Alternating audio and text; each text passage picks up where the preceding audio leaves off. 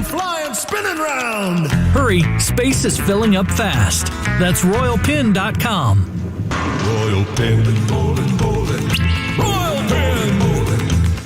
JMV here for my guys John and Chris Love at Love Heating and Air Conditioning. The cold weather is here, and you need to make sure your furnace is tuned up and safe and efficient for the winter months ahead. So right now, get the recommended service from Love Heating and Air Conditioning, and the Love family will waive the $95 trip and diagnostic fee. These are the guys that I trust with my home. I love the guys at Love, and you will too. Love Heating and Air Conditioning, 317-754-0754. That's 317-754-0754. Online, love-hvac.com today. Tell them JMV sent you. For your free system replacement analysis, give family a call today at 317-577-8077. Family Heating and Air is your trusted local independent American Standard heating and air conditioning dealer. 93.5 and 107.5. The Fan. WIBC HD2 W298BB. WIBC HD3 W228CX. Indianapolis. The Pacers' Western trip ends in Minnesota against the Timberwolves. Tomorrow night at 7:30 on 93.5 and 107.5 The Fan.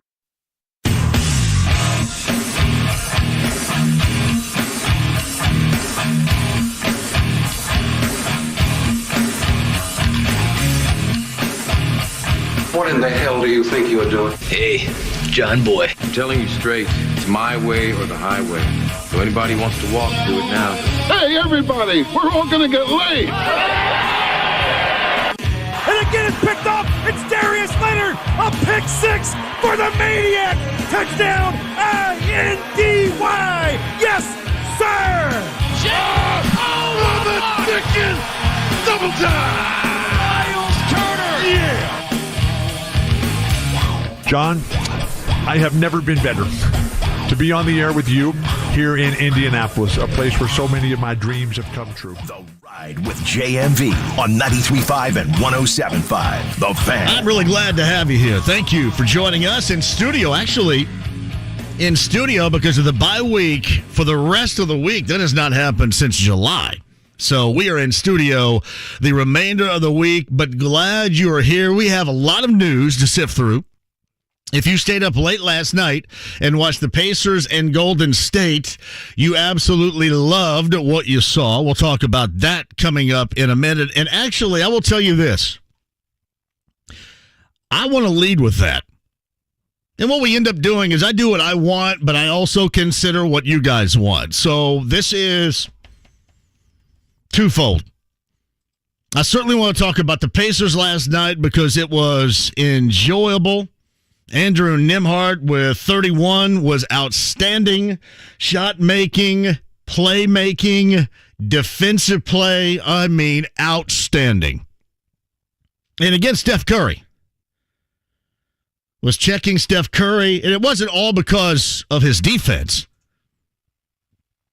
But Steph Curry was miserable from the field last night. I think Golden State had won, and I know you're going to say, well, Golden State's not as good, and regular season's been a bumpy ride so far. I think they'd won 10 straight at home. But if you hung with it, that was a game worthy of hanging with it, and the Pacers did it without Halliburton and Turner and McConnell, and Duarte's still certainly injured. So when you went into it, you thought, oh, wow, okay, this is going to be a struggle. And I'm going to get to Andrew Nembhard in just a second because he was great last night. He has been really good and well above my expectations, and I had watched a ton of his games while he played collegiately. But I mentioned this thing is twofold. We normally go where I want to go, but I'll also give you a little bit of a heads up, and I'll give you my thought on this. Complete and full disclosure, 100% honesty, I don't even have to tell you. I don't ever seem to have to tell you, hey, you're getting the 100% truth from me because that's something that you just know. That's something that you know that you're getting. I don't have to remind you of that. Others may, I don't. Never have, never will.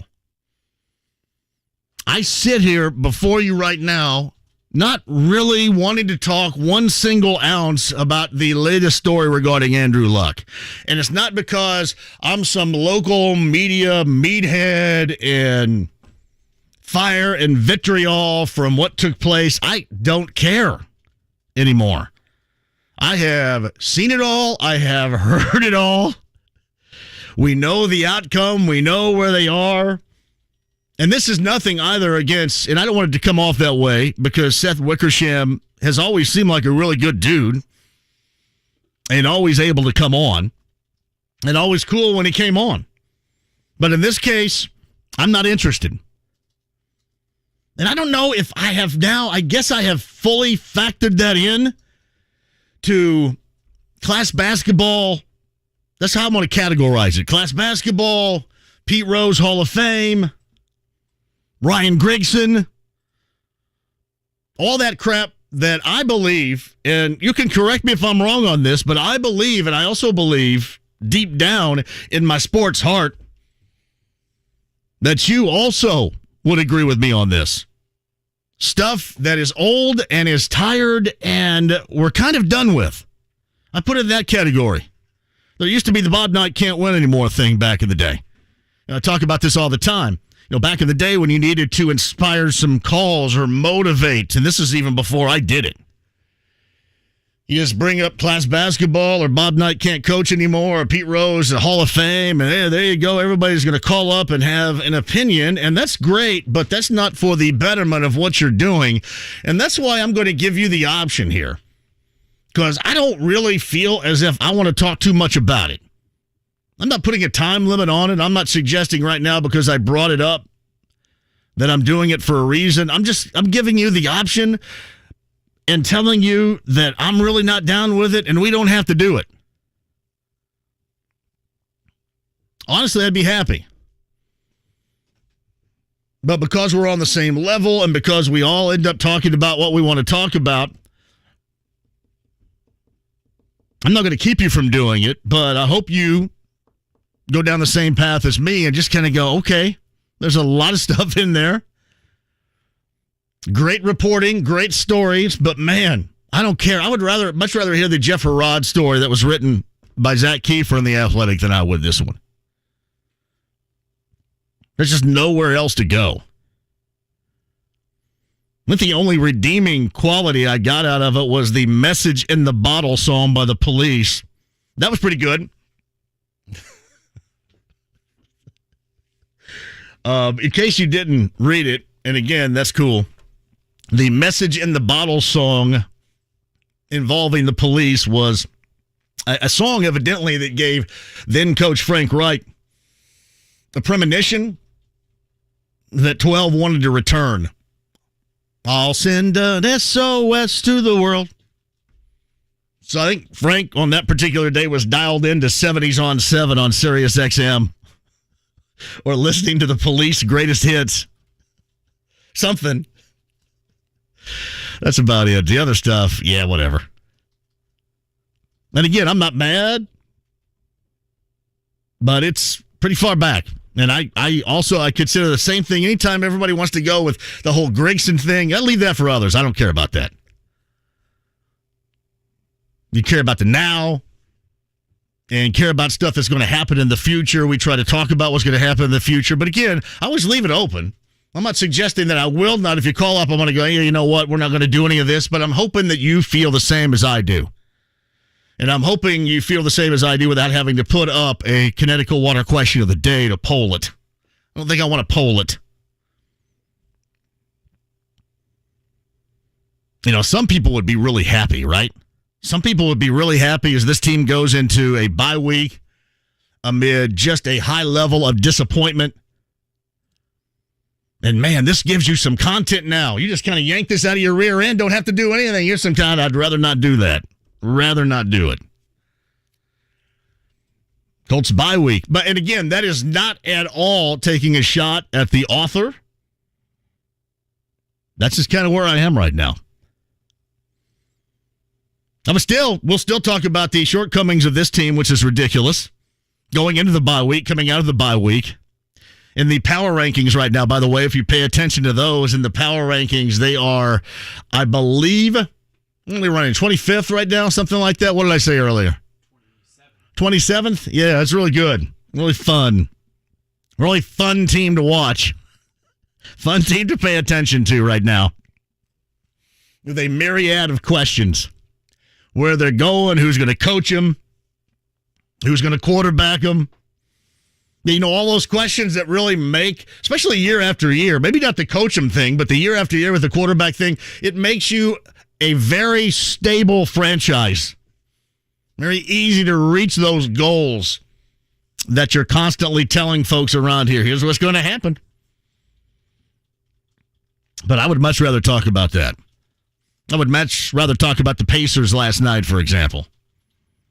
Jeff Brohm, what Jeff Brohm's decision is going to be. Now, this sequel for him and Louisville is going to have to be better, right, than the original? Not often do you have a sequel that's better than the original. Can anybody come up with one? A sequel that's better than the original. Like Debbie Does Dallas 2 is not better than Debbie Does Dallas 1. I'm just making that up. I don't know if there is a sequel to that. I'm assuming there is because somebody could make $1.50 off of it. Airplane 2 is not better than Airplane 1. Caddyshack 2 is definitely not better than Caddyshack. You know what I mean? And normally, the sequel is not better. You got something for me? Terminator? What? There's no way in this world the second Terminator is better than the original. None. Zero. There's no way in the world. It was Linda Hamilton was Smoked-ified. Was that the one where Linda Hamilton got all buff? Got all muscular? I like the Smoked-ified 1984 version of Linda Hamilton a lot better than I did the muscling up version.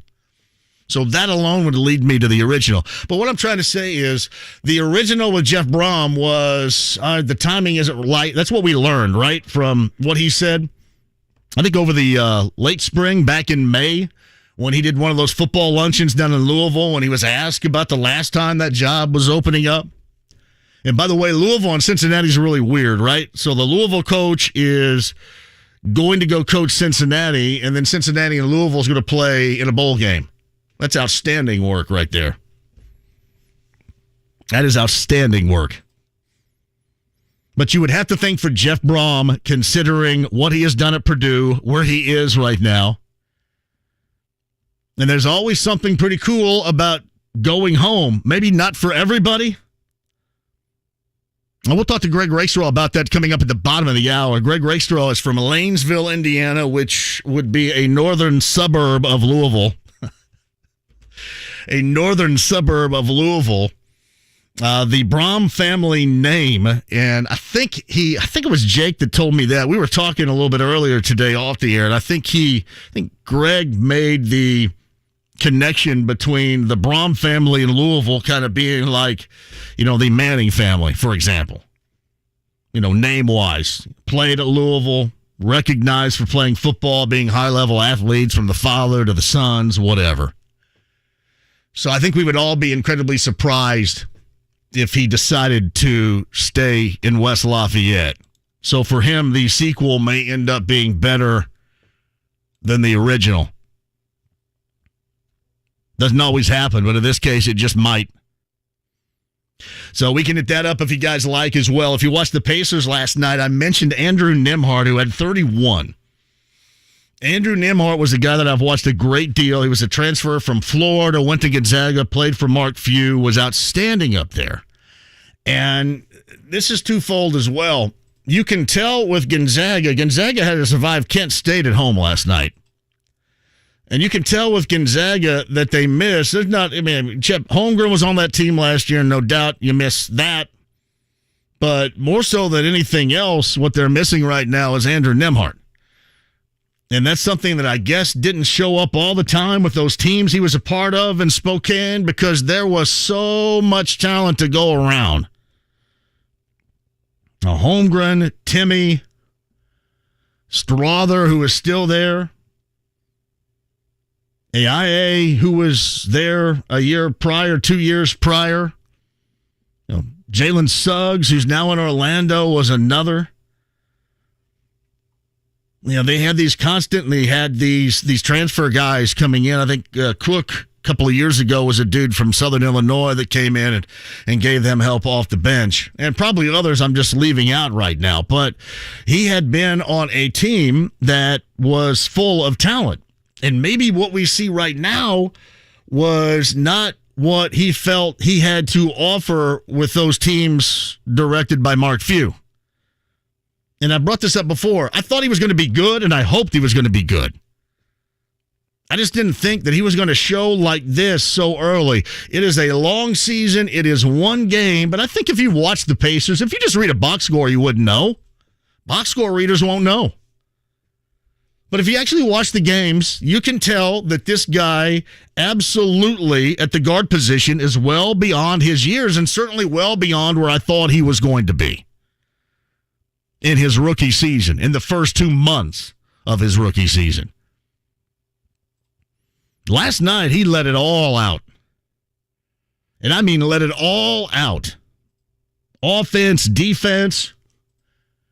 One of the best highlights out there was the step-back three he knocked down late in the fourth, right in the grill of Steph Curry, and Curry kind of jogged away to go down to the offensive end, shaking his head. Again, it's a game. One game in a long season. But last night was incredibly fun to watch. He has fit in nicely with this group. And you have to give credit right now where credit is due. And I know that Rick Carlisle did that as well. Kevin Pritchard, Chad Buchanan, for seeing this.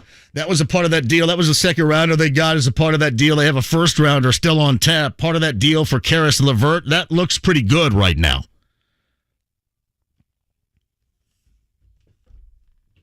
Top of the second round, to give him a lot of money. And the guy that I watch right now is certainly more to what I saw than at Gonzaga, but maybe it's because that's what his job was. That's what he did. I mean, again, don't get me wrong, he was a top-level player there, too. But I didn't see this coming as quickly. Honestly, you look around the landscape of rookies, he is right up there. And certainly his teammate is up there among the elite level of those rookies, and Benedict Mathurin. But he is right up there. Fun as hell to watch. 31 last night, and that's a good one because you don't want to go back home after a 7-game Western road swing with one win. And that one win was that made 3 over a week ago on that Monday night against the Lakers at the Horn. And sure, they've been blown out. Sacramento blew them out. The Clippers did. The Blazers got all over them. Jazz did the same thing. But you want to scratch together, at the very least, a couple of wins. And then see what you can do coming up tomorrow night in Minneapolis against the T-Wolves. A little get back against them, maybe. But even made more impressive last night because it was done. It was done without some of your major contributors so far this season. And see, I get a level of jackassery on my Twitter account. Not many get. I'm very fortunate to have that level of jackassery here. In fact, I celebrate it. I embrace it.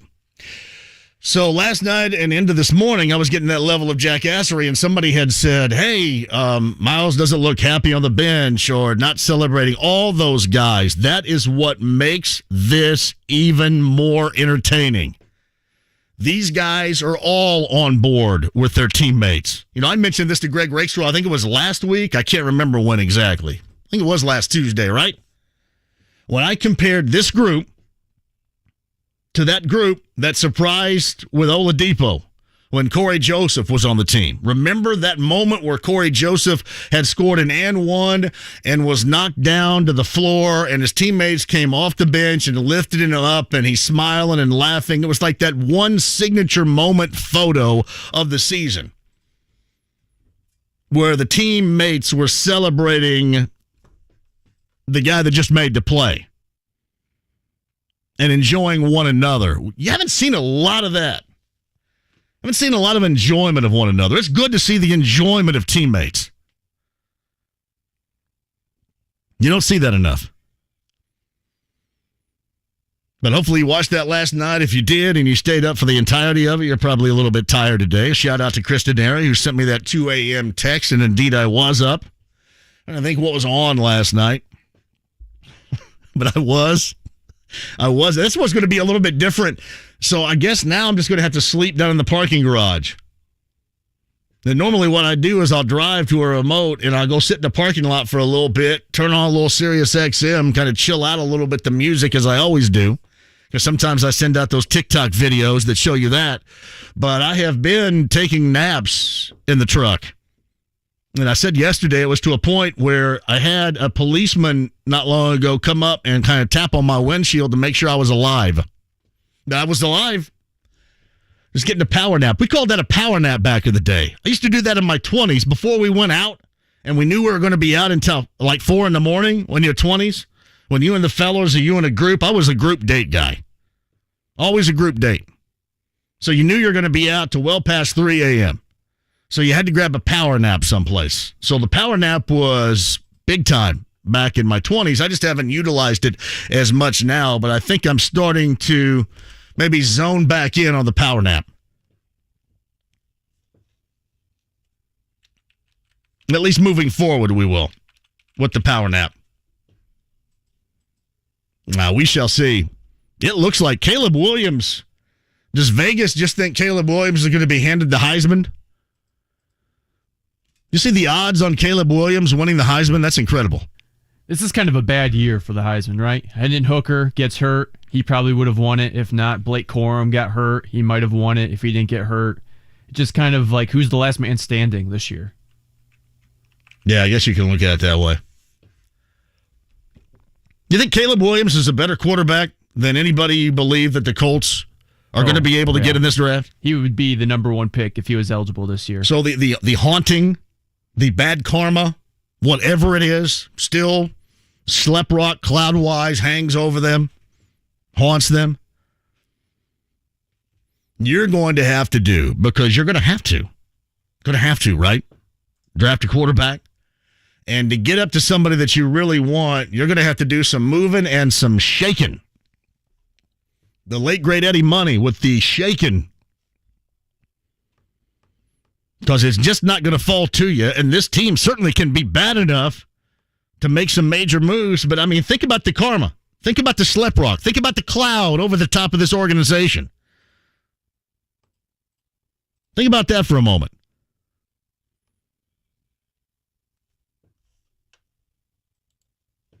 It's just right there. How far can you get up?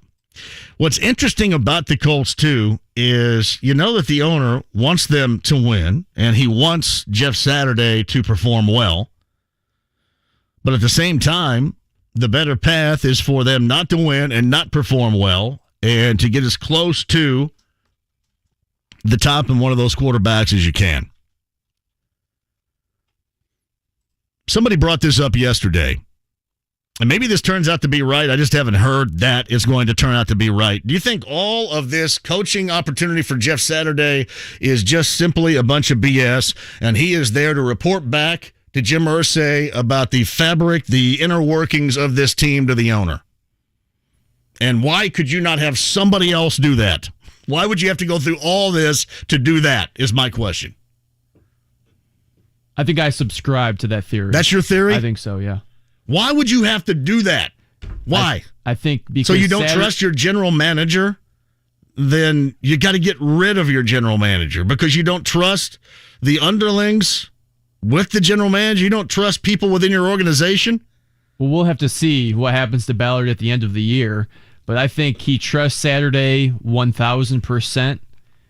And I don't think any other interim coach he would totally trust to give him the real on both the GM, Ballard, and the team. So you're thinking right now that Jeff Saturday is more in a consulting role than he is. A consultant. I know more of a consulting role than he is actually being considered as a future head coach. I don't think Saturday wants to be an NFL head coach. Then why are you a head coach right now? If that's true, how far do you got to go to figure this out? Is it that hard? I mean, how messed up are you where you got to go this far to figure it out? And I know back in the day they paid like $75K to bring in a consulting firm to find out what was haywire within the organization. So you bring in your own operative and you cut him loose in the locker room and you're going to squeal on this, that? That's what you do? I don't know. I think about it this way. To me, there's nothing savvy about that. To me, that just outlines, if that's true, that would just outline how FUBAR this mess is, even more so than the FUBAR you think it is right now. You know what I think about consultants too, right? First thing they're going to say is like organic. And I'm going to this dumbass has no idea what they're talking about. That's how you know. If they bring up that word, if they say that word or narrative, then just go ahead and check yourself out of the conversation because it's not worthy. They're trying to be too smart, and they're trying to tell you something that they believe that they know that they don't actually know. So just check yourself out of the conversation. If somebody says organic or narrative, then bail. And you're done. Yeah, like I was with the luck stuff this morning. Was kind of bailed and done. I'm done. I was done. I've moved on. I think everybody knows the results for the first couple of years. All right, the first couple of years, FUBAR, no doubt about it. But since that point in time, the FUBAR has been maintained by those working within the organization. That FUBAR is on them. And like a lot of you, I'm over it too. A shout out to Seth Wickersham for the fantastic reporting and an incredible scoop.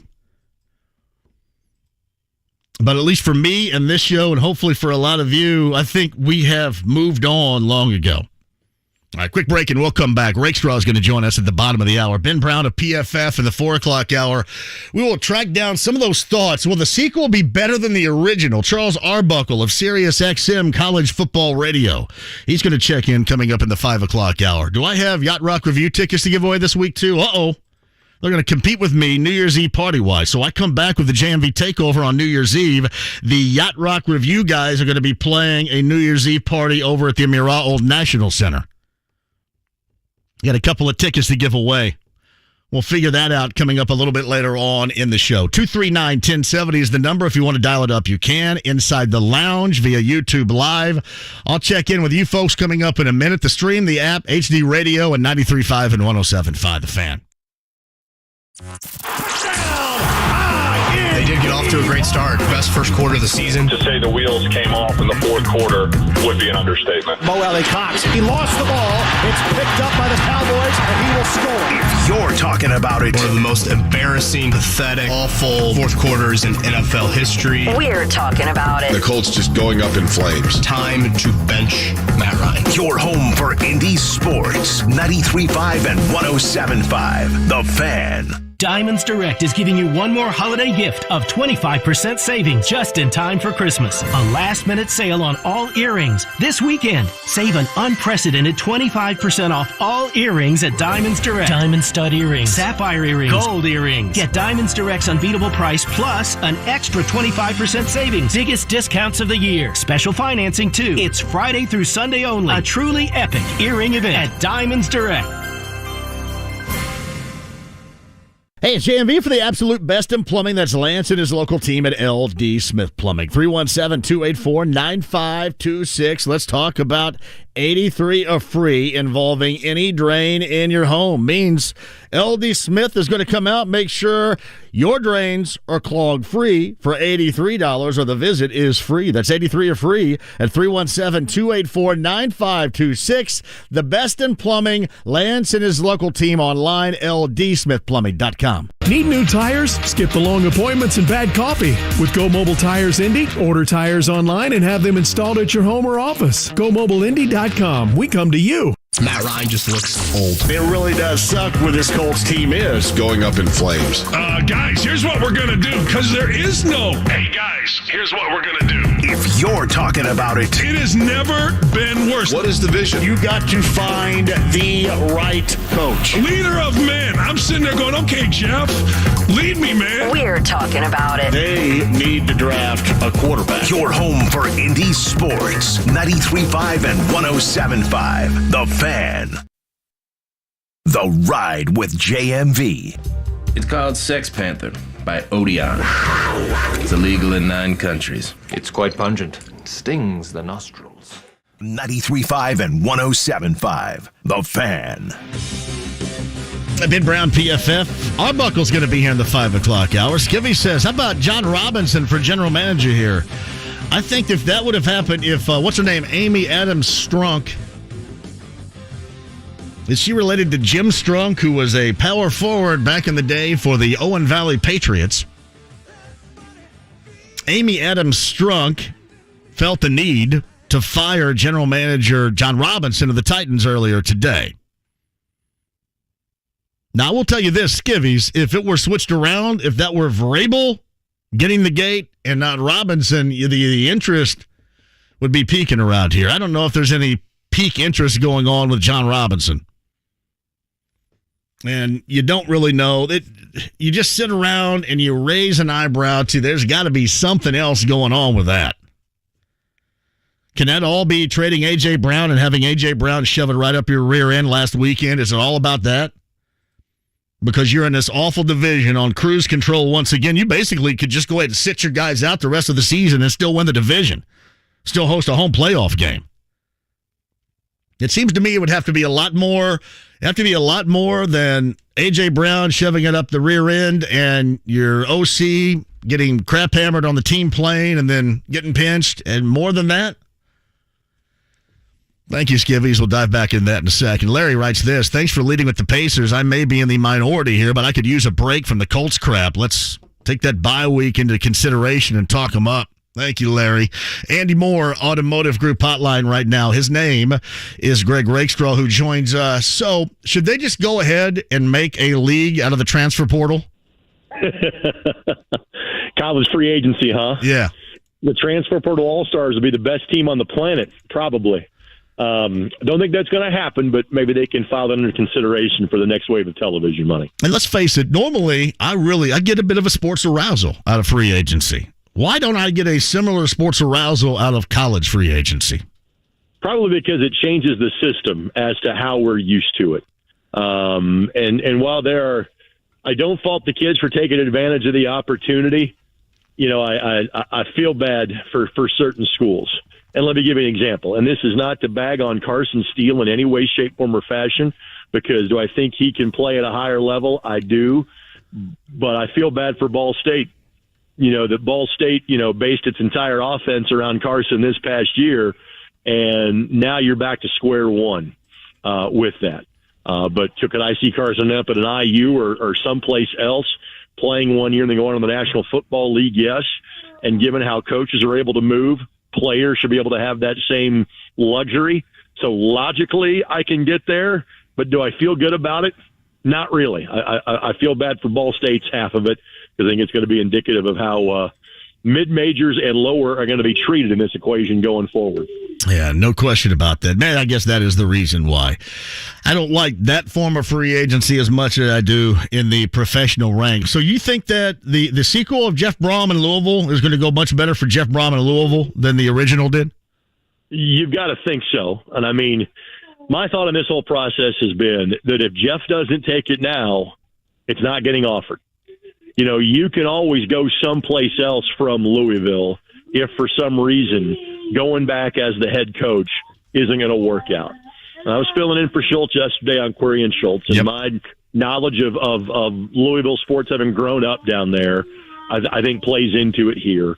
But Jeff's years at U of L were my years in high school. I mean, I literally remember growing up and hearing about his exploits at Trinity High School, and can tell you chapter and verse on the family. Dad played there. Both brothers played there. I mean, this is the Manning family of Louisville that we are talking about.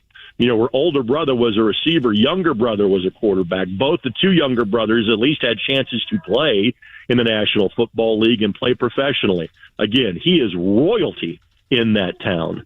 And so if he doesn't go back now, there will not be another chance to go back and be the head coach of the University of Louisville. And again, if he walks out now too, he's leaving on a high note, taking Purdue to the Big Ten championship game. So I just think the timing is right, on both fronts that he's going to take that job. Ceiling wise, compare the two gigs moving forward, Purdue and Louisville. Which one, just outside of it being home for the Brohm family, which one has a higher ceiling? Which one would be, you think, the better gig as we move further and further into the world of NIL, transfer portals, and teams coming into your particular league now?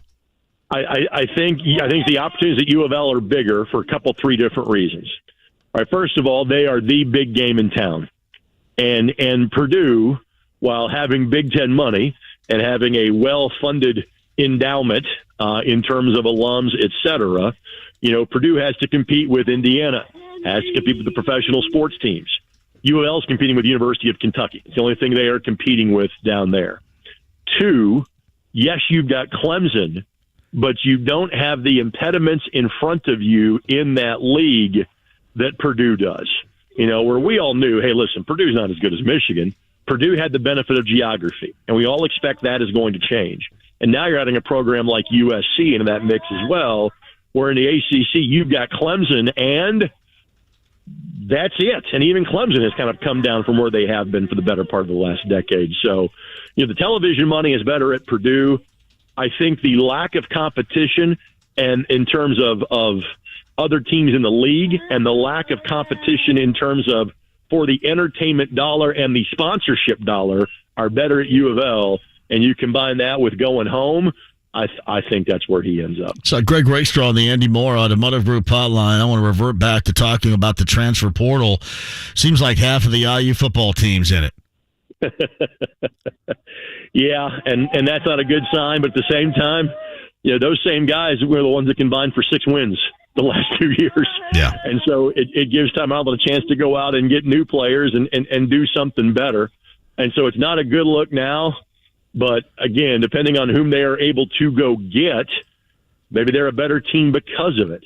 And, again, I think at the back end of conferences and at schools outside of the Power 5, or in basketball, I throw the Big East in there too, for the Power 6, this is what it's going to look like now. I'm kind of changing my thought on it in terms of, how you would recruit because they do so much at the high school level. We hear how high school recruiting has changed because of you're not as recruiting as many high school kids. You're recruiting kids who are going to be college transfers. In football, I'm not so sure I'd recruit any differently. In other words, go out and get 20 or 25 kids every year, and then if you have 25 kids you're going to replace on your current roster, well, you'll replace those 20 or 25 with guys from somebody else's roster. And so college basketball, because you're recruiting 3 or 4 kids in a year, yeah, that changes. Football, I think you're recruiting the same way. And you may literally see 40 to 50 new players on a roster between incoming freshmen and transfers now on a yearly basis. And again, I understand it. I still don't think it's a good thing for college sports. Will mid-major teams in either football or basketball be able to hold up any traction of consistent winning like could have been the case, probably was the case for a couple, maybe a handful in years prior to the transfer portal? Consistent winning, I'm not sure. Do we see more mid-majors have an opportunity to have breakthrough years to get the right combination of kids? Yes. And let's face it, you talked to Josh Schertz last week. They've got most of their kids on that team have played elsewhere. Josh certainly has a recruiting theme. He's kind of going after the Division II All-Stars and getting kids from other schools, but that's the niche that he's taken, and so far it's so good. Now, they haven't played a Power 5 team, and frankly, they're not going to in their schedule, but they can still be the Missouri Valley Conference champions and make a run. Look at what St. Peter's did last year because they had experienced players. But I know at least one of those kids, the Eddard kid, is now at Bryant. I mean, he left. He didn't go to some place that was bigger. He went to some place that was smaller. And so what I think you'll have is more opportunities for teams to have one great year. Now, can you keep those kids together? That's going to be the problem. It's Greg Rakestraw on the Andy Moore Automotive Group hotline. IU's problem on Saturday afternoon at Rutgers.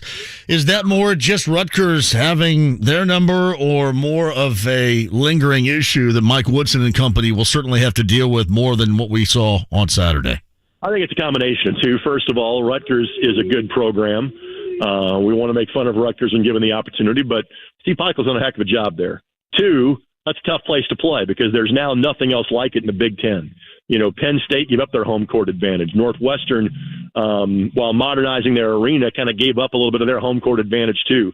Rutgers is playing in a barn. Rutgers is playing in the gymnasium. It's not an easy place to play. Did that expose some of the issues that Indiana has if they have an off-night shooting? Yes, it does. Because, let's face it, Indiana gave up, 63 points? Most night, that is a fantastic defensive effort. But offensively, they were so bad that it didn't matter. So could that issue flare up again? Yes. Do I still think Indiana's a pretty good basketball team? Yes, I do. I just think they largely had an off night. Weakness for Purdue, because everybody's in love with them right now, and for a good reason. But if you're going to look at a part of this team, a position on this team where you still need to see more this early in the season, Greg, point to it. I'm not sure if there's something I want to see more of. One of them would be experience. At some point in time, guys like Smith and Lawyer, for as pro those kids as I am, they're going to hit a freshman wall at some point during the middle of Big Ten play. So that immediately comes to mind.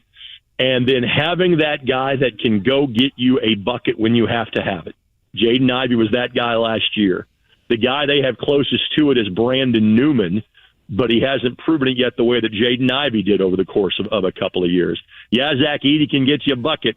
Always worried about him sitting on the sidelines. Always worried about the post being that guy that's going to get you a bucket as well. So, again, the inexperience of their guards, and despite how much I love those two kids and think they're great, they're still freshmen. That will show at some point in time. And, again, can Newman be like Jaden Ivey late in games? That's the other thing that you will have to need at some juncture of this season. All right, Greg, couple of final things regarding the World Cup. How did the USA look to you overall? And that was at the beginning against Wales all the way to the end on Saturday when they were knocked out by Netherlands. About what I expected. Netherlands is a good team. I thought that game would be a little more competitive. Frankly, it was more competitive than the score in terms of possession and things like that. But I thought overall in this World Cup, the U.S. did what they needed to do. They get out of the group stage. Now the expectations skyrocket for 4 years from now. There is the bounce of getting to play at home. There is the bounce of as many as 10 of the same starters you just saw being back on the team 4 years from now. That doesn't happen. That's how young this group is, with the exception of Tim Ream. Tim Ream will not be coming back. He's 35. It was a great story that he got to play, but he's probably a pro for another year or two, let alone playing at a world-class international level. But virtually everybody else, you never know how form changes or the next big thing coming up, but the roster in 26 is going to look a lot like the one in 22, and there are very few countries that have that luxury. So for those that say, hey, we've gotten to a level and plateaued, 2026 has always been the big story. And so now it is about how does this group get to the quarterfinals? How does this group get to the semifinals? Dare to dream, could we win the whole stinking thing in 26? I don't think it's that far-fetched. I'm not sure if we'll ever be a country that you just say every 4 years we've got a chance to win it. But because of the way all the circumstances line up, I think we got an outside chance of doing it in 4 years. And the fact that you don't have to worry about qualifying, we know that we're in. Now is where you strategically start to think about, okay, that means more matches against the top team from Europe. You don't have to worry about playing the teams in CONCACAF. Most of our players are based in Europe anyway. Let's see if the U.S. Soccer Federation thinks more about the overall goal and less about the almighty dollar. And by that, it means playing a lot of friendlies in Europe, keeping those guys over there, and being ready for the top European teams when that competition rolls around 3.5 years from now. Greg, final thing. Cristiano Ronaldo was benched by his coach today, and his Portuguese team has scored 5 goals on their way and walking all over the Swiss right now. What's going on with one of the most well-known, one of the fantastic players in the world, soccer, being benched in the fashion that he was today? That's a good question, and honestly, I have not followed their match today, so you're breaking some soccer news to me. That's the first time that's ever been said. And probably the last time that will happen as well. Yes, it will be. Cristiano has always been the best or second best player in the world, while his team has frankly not been much different than, say, Team USA, as evidenced by the U.S.'s results against Portugal when they have played during his 20-year run of being on the team. So I would say that's the biggest win for the Portuguese, if not ever, close to it. The fact they can score 5 without one of the greatest two players ever play the game playing. That's pretty impressive. Yeah, the guy replaced him has a hat trick. His name is Ramos. So I guess Ronaldo he's kind of getting Tom Brady a little bit here, I guess. He's getting Wally pipped. Lou Gehrig just came in to replace him. We'll never hear from him again. Drew Bledsoe, Ronaldo there. You better take that $200 million from Saudi Arabia then. That might be the last payday for him. Buddy, I appreciate that. You have a great week, and next week we'll concentrate a little bit more on the high school basketball that's going on in the area. It sounds good. I'm going to have Ben Davis and Cathedral and Zionsville and Penn coming up on Saturday night down at Southport Forum Tip-Off Classic at LC and Ellen tomorrow night. So I will have plenty of high school hoopage to report back to you on when we do this again in 7 days. You got Ben Davis and Cathedral have two big dudes going at one another, right?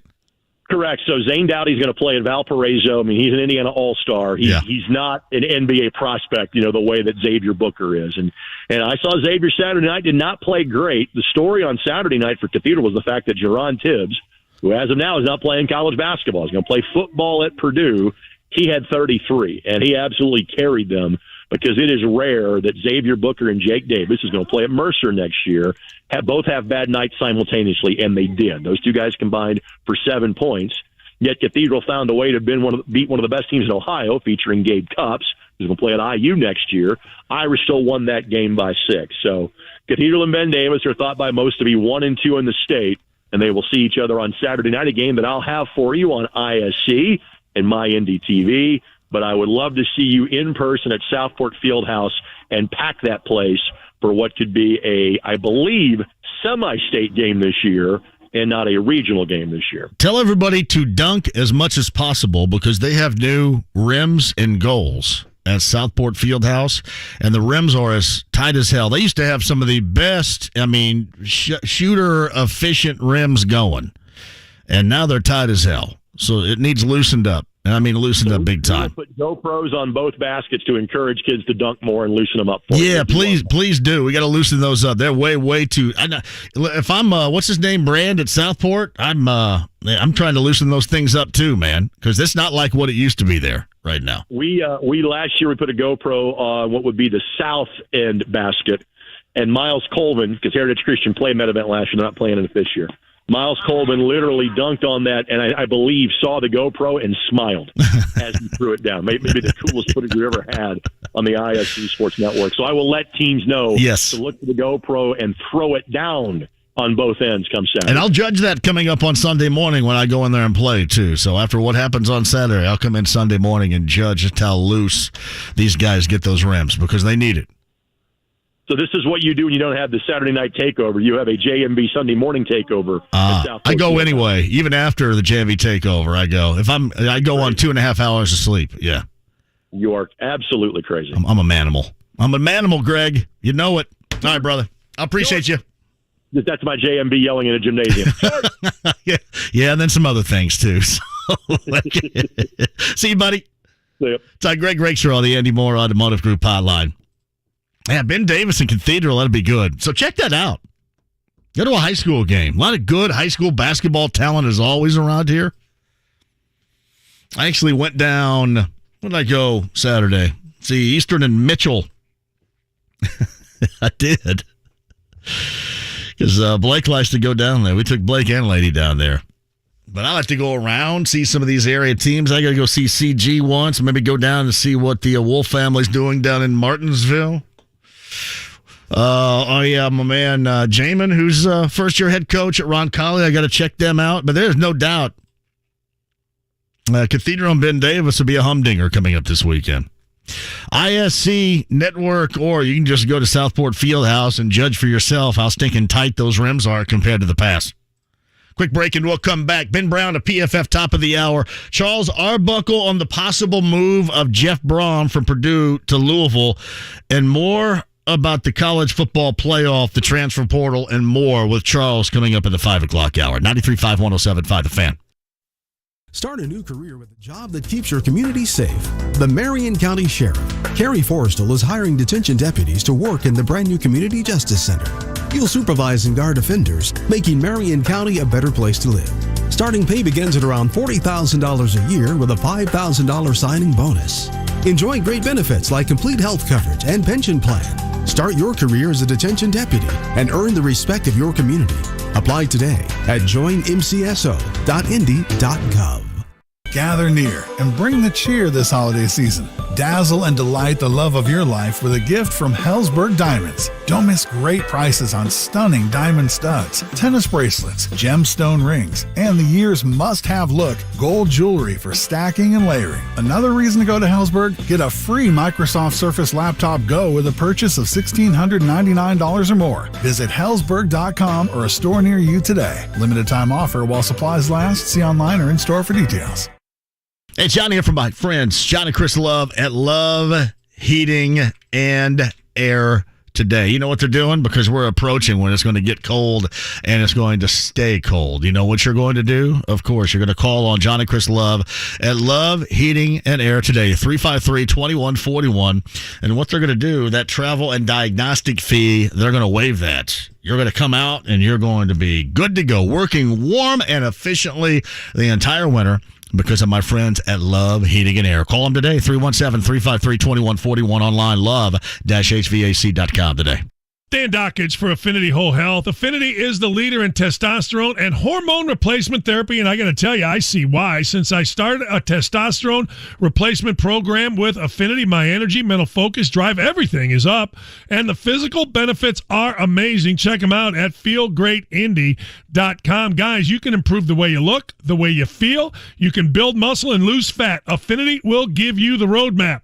Go to feelgreatindy.com. That's feelgreatindy.com. Introducing Spectrum One. Get Spectrum Internet with speeds of 300 megabits per second, advanced Wi-Fi with best-in-class security and privacy, Spectrum Mobile with unlimited talk, text, and data plus nationwide 5G. Get it all with Spectrum One. Spectrum Internet, advanced Wi-Fi, and one line of Spectrum Mobile Unlimited for only $49.99 a month. Visit Spectrum.com or a Spectrum store today. Valid for qualified residential customers only. Service not available in all areas. Restrictions apply. The Michael Lewis era of Ball State basketball has arrived. Get to Muncie Saturday, December 10th as the Cards host Evansville at 2 p.m. Secure tickets at ballstatesports.com or charge by phone 888-BSU-TICKET. Do you work in the performance automotive or racing industry? Jake Query here, telling you not to miss the 3 biggest business days in motorsports. This week, Thursday to Saturday, is the PRI Trade Show right here in Indianapolis. Connect with over 1,000 motorsports exhibitors eager to showcase their latest products and solutions. Register in advance at PRI2022.com/attend and pick up your badge on site at the Indiana Convention Center. Register today at PRI2022.com/attend for the PRI Trade Show. See you there. Prepare for snow at the Mower Shop in Fishers with a new gas or electric Toro snowblower. Get ready for mower season next year with discounts on select Spartan mowers, 849-9500 or mowershop.com. Celebrate the Colts bye week with an NFL doubleheader. Sunday at noon on 93.5 and 107.5 The Fan. The Ride with JMV. You take drugs, Danny? Every day. Good. So what's the problem? I don't know. 93.5 and 107.5 The Fan. Yeah, Ben Brown's going to be here coming up at the 4 o'clock hour every Tuesday from Pro Football Focus. We'll analyze some of those numbers, or he'll analyze the numbers. And I'll sit here and listen. Charles Arbuckle in the 5 o'clock hour as well, regarding the possible movement of Jeff Brohm. Boilermaker fans, are you just expecting it right now? Just curious. Are you expecting it, or do you think that for whatever reason, whatever decision on either side, he ends up staying? I haven't really gauged the online feeling of Boilermaker fans about this. I was just curious. Skivvies writes this: is Jeff Saturday the new Clarence Beeks?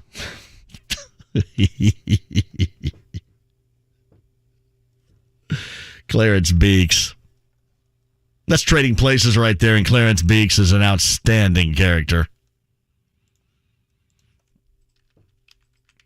An outstanding character actor, by the way, too, playing Clarence. I'd watch it. It's one of those that I watch every time it's on. If Trading Places is on, especially if it's later in the movie, I'll watch it. Paul Gleason, who is gone, the late great Paul Gleason, was one of the fantastic Could you say he's somewhat stereotyped? Maybe you could.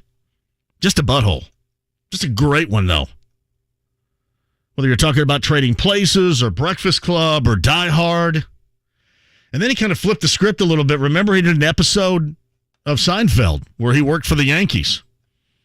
And he was in the episode of The Opposite with George Costanza. Yeah, Paul Gleason was great. Yeah, he was the mole hired by Randolph and Mortimer Duke in 83's Trading Places. That is a wonderful reference right there. JMV consultants love to use fluid as well. Yes, we got organic and narrative and fluid because we don't have anything else to tell you. Organic. Again, that's how you go. You go, all right, forget it. You're not telling me anything. Organic, narrative, or add fluid just for you. If that is used in a sentence, then bail on it. JMV, can you please spend extensive time talking about this? Great story, emotional. Regarding Jeff Herrod. Yeah, Zach Kiefer has the Jeff Herrod story, and I'm sorry, that to me is certainly more interesting and a lot more important considering where each is right now in their lives for us to be reading about Jeff Herrod than reading about Andrew Luck. Just is. At JMV, I'm not sure about Saturday. They're giving an inventory, however. Saturday has shown he's not an NFL coach. I think Ballard will be gone, and Saturday could move into the front office. He will never be a head coach in the NFL or probably college after this year. And as I mentioned yesterday, too, if you really, truly wanted him to be the coach, wouldn't you have waited until the offseason and not thrust him into a situation where you know the outcome? And you know what's going to be bad? You know what's not going to be any better? Would you not do that, Kyle? Wouldn't it be worse if Irsay thought the season was salvageable and thought with Saturday as the head coach they can make a run? There's something that to would be that. worse. There's something to that. You can go through all this to gain a trusted angle of inventory on the team that you're around daily. That you have people that you pay a high amount of money that's supposed to be doing that. Yeah, this makes sense to what, to where, to why. To nobody. FUBAR. That's what makes sense. Quick break. You, me, Ben Brown, PFF next. It's Kevin and Query. It is time to bench Matt Ryan. In more ways than one, Matt Ryan just looks old. He throws it old. He processes it old. That might be the scariest part of it all. Matt Ryan looked like the mall Santa who a kid just wetted his leg. He's due about $17 million for next season if he were to get hurt. That would be absolute malpractice to play him at 4-8-1. Kevin and Query. Weekday mornings at 7 on 93.5 and 107.5. The Fan. Well, it's a great honor. It's obviously not the reason I volunteer, but it's nice. Meet Chuck Bouillou, retired registered nurse, volunteer at Meals on Wheels, and another Jiffy Lube Do More winner. And I'm Jiffy Lube owner Jennifer Sanner. At Jiffy Lube, we are rewarding Hoosier volunteers who use their vehicle to do more to make Indiana a better place to live. Satisfying that I know that at least that day they will get a meal, maybe even 2 meals. Each month, Jiffy Lube of Indiana provides a volunteer free vehicle maintenance for a year. Whether it's someone who delivers smiles and supplies or drives somewhere to serve on site, Jiffy Lube supports local givers who count on their car to do more for Indy, and we love to hear their stories. You get an oil change every couple months. It's nice. If you know a volunteer who impacts your community, nominate them today to receive a year's worth of free vehicle maintenance. Just click the Do More tab at JiffyLubeIndiana.com. John here with some great advice on your choice as the best sports book out there. Caesars Sportsbook by a long shot. Utilize that. The promo code Radio Full. Get that first bet. If you haven't done it yet, risk-free up to $1,250. If you swing and you miss on it, you're going to get that stake back up to $1,250 in site credit. Again, that's Caesar Sportsbook, promo code Radio Full. No matter what you're thinking about, maybe a little college game action later on tonight, some NBA, or as we move further down the road, getting into Week 14 of the NFL, they got it for you. And they also offer Caesars rewards, trips, stays, experiences, and more that others simply cannot offer at Caesars Sportsbook. Open to new users in Indiana who are 21 years or older. If qualifying bet loses, bet amount returned as a credit. You got to use it within 14 days. See Caesars.com/promos for full terms. If you or someone you know has a gambling problem and wants help, call 1-800-9-WITH-IT. Indiana Physical Therapy is your trusted choice in Central Indiana. For over 30 years, we've treated all walks of life, from peewees to professionals and Olympians, and everyone in between. Schedule at any of our 21 convenient locations, even without a doctor's order. Indiana Physical Therapy is cost-effective, accepting all insurance plans and networks. We're open from 7 to 7 and can get you in the same day you call. Go to IndianaPT.com. Indiana Physical Therapy, where people go to get better. Hi, welcome to IKEA and our winter celebration event. Yeah, hi. It's been a while since I've had the whole family over, so I need a table set for 12. I need decor to impress Aunt Lucille. Oh, I need gifts for the kids. No worries. As an IKEA family member, you can save with hundreds of offers throughout the store, from home decor to table lamps and even gaming accessories. Gaming? Wait, did you say hundreds? Yes. This holiday season, visit us in-store or at IKEA-USA.com/winter celebrations to start saving. The IKEA Winter Celebration event begins 12/7 and ends 12/24/22, U.S. only. O'Reilly. Protect your vehicle's engine with Syntec and O'Reilly Auto Parts. Syntec Premium Full Synthetic Motor Oil is formulated for today's engines to dissipate heat and reduce friction and wear. Right now, get 5 quarts of Syntec Full Synthetic and a MicroGuard Select Oil Filter for just $33.99. Try Syntec today, exclusively at O'Reilly Auto Parts. O'Reilly Auto Parts. Here's an unexpected holiday surprise for all the last-minute shoppers. This weekend, all of Diamonds Direct's earrings are 25% off. That's right, all earrings. An incredible 25% off. Diamond studs, diamond hoops, colored gemstone earrings, designer earrings, all earrings included. Who wouldn't love a beautiful pair of diamond stud earrings for Christmas? Make it happen this weekend and save an unprecedented 25%. Best prices of 2022. Special financing available too. Friday through Sunday only. And only at Diamonds Direct. Open enrollment for health insurance is underway and ends January 15th. Eskenazi Health understands this can be a confusing process. That's why Eskenazi Health is here for you, to assist you in understanding your health insurance options and also help with questions surrounding Medicaid eligibility under the COVID-19 public health emergency, which may end soon. Simply go to eskenazihealth.edu or call 1-855-202-1053 to request your telehealth appointment or to get more information. 93.5 and 107.5, The Fan. WIBC HD2 W298BB, WIBC HD3 W228CX, Indianapolis.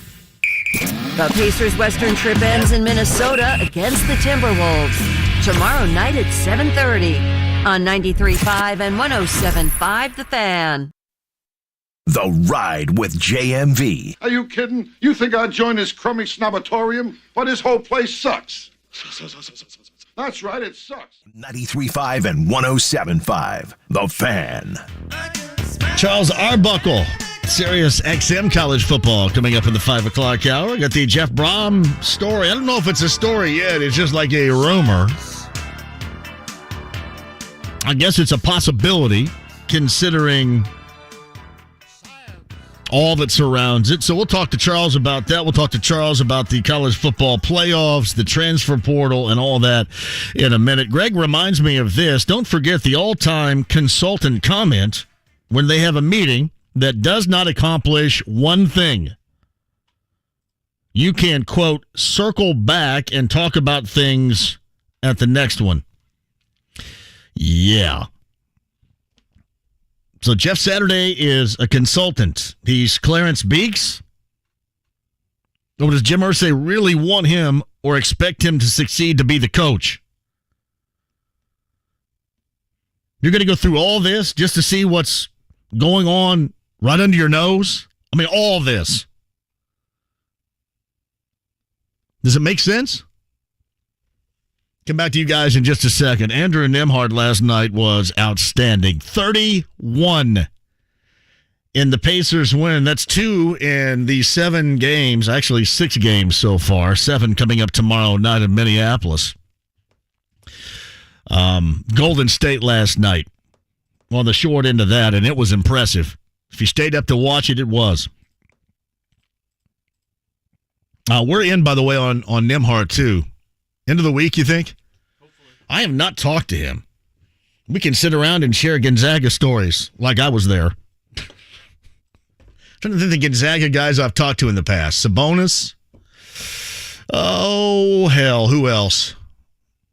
Which Santangelo was it that was on the original Gonzaga team back in 98 where they made that Sweet 16, and then Dan Munson, I should say, got the gig. Remember, he was at Gonzaga and Few was the assistant, and then Munson went in there with Richie Fromm and company and made Casey Calvary made that huge splash in the NCAA tournament. It might have been 98 or 99.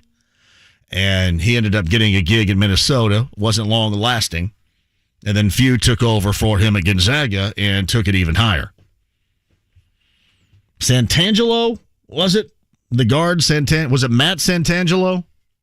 The guard? I think he was a part of the radio network. We've had Dan Dickow before. Dan Dickow. Almost forgot about Dickow. How can I forget about Dickow? Darn it.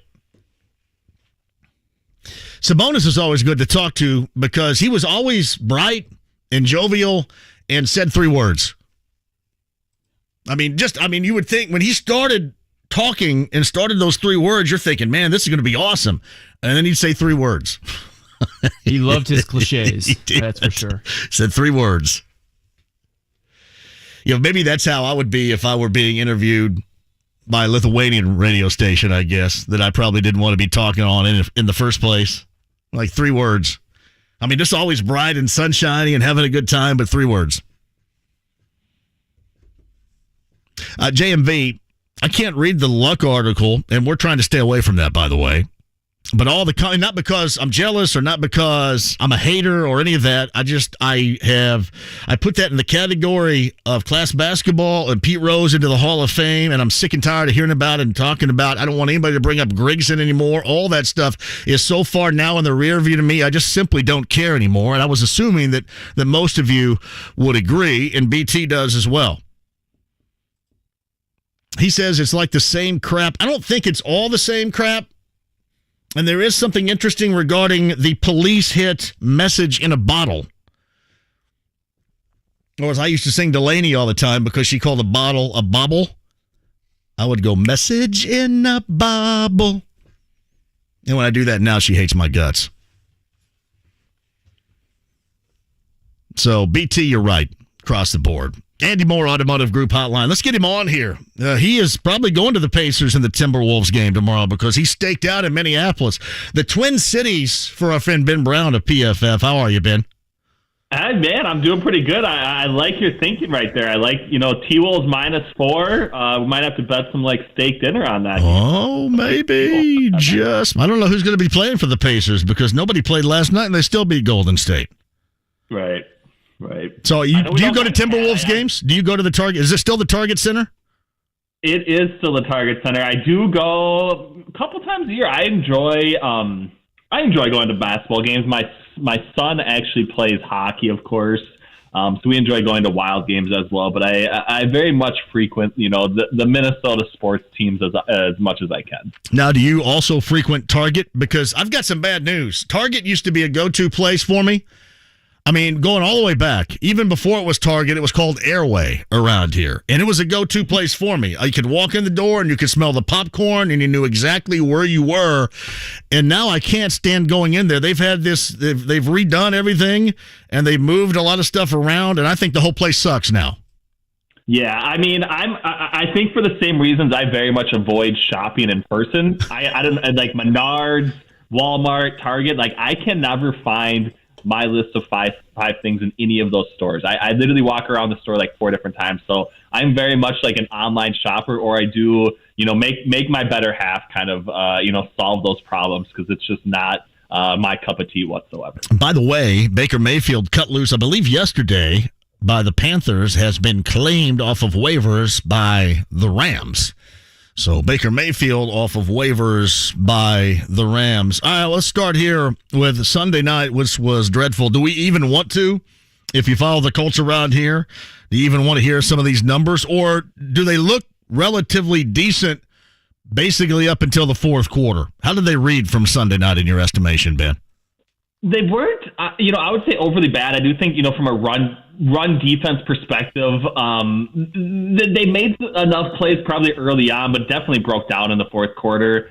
From a pass rush perspective, they did have the one Keith Pay, sack, but outside of that, it was, abysmal from that angle. So those two facets, I think, was really disappointing. They did have, kind of like you said, they had the lead at least at one point in the first quarter, but couldn't get enough stops defensively. And if you're only going to score 19 points, it's going to be really tough to beat a high-quality team like the Dallas Cowboys. And if you're going to gag up 33 in the fourth quarter, too, you probably ought to score more than 19 as well. That's the difficult part for sure, right? And some of it was, the turnover situation, 3 interceptions from, Matt Ryan. Absolutely can't. You can't win football games against better teams with that sort of turnover differential, but it was, probably not as bad as the final score indicates.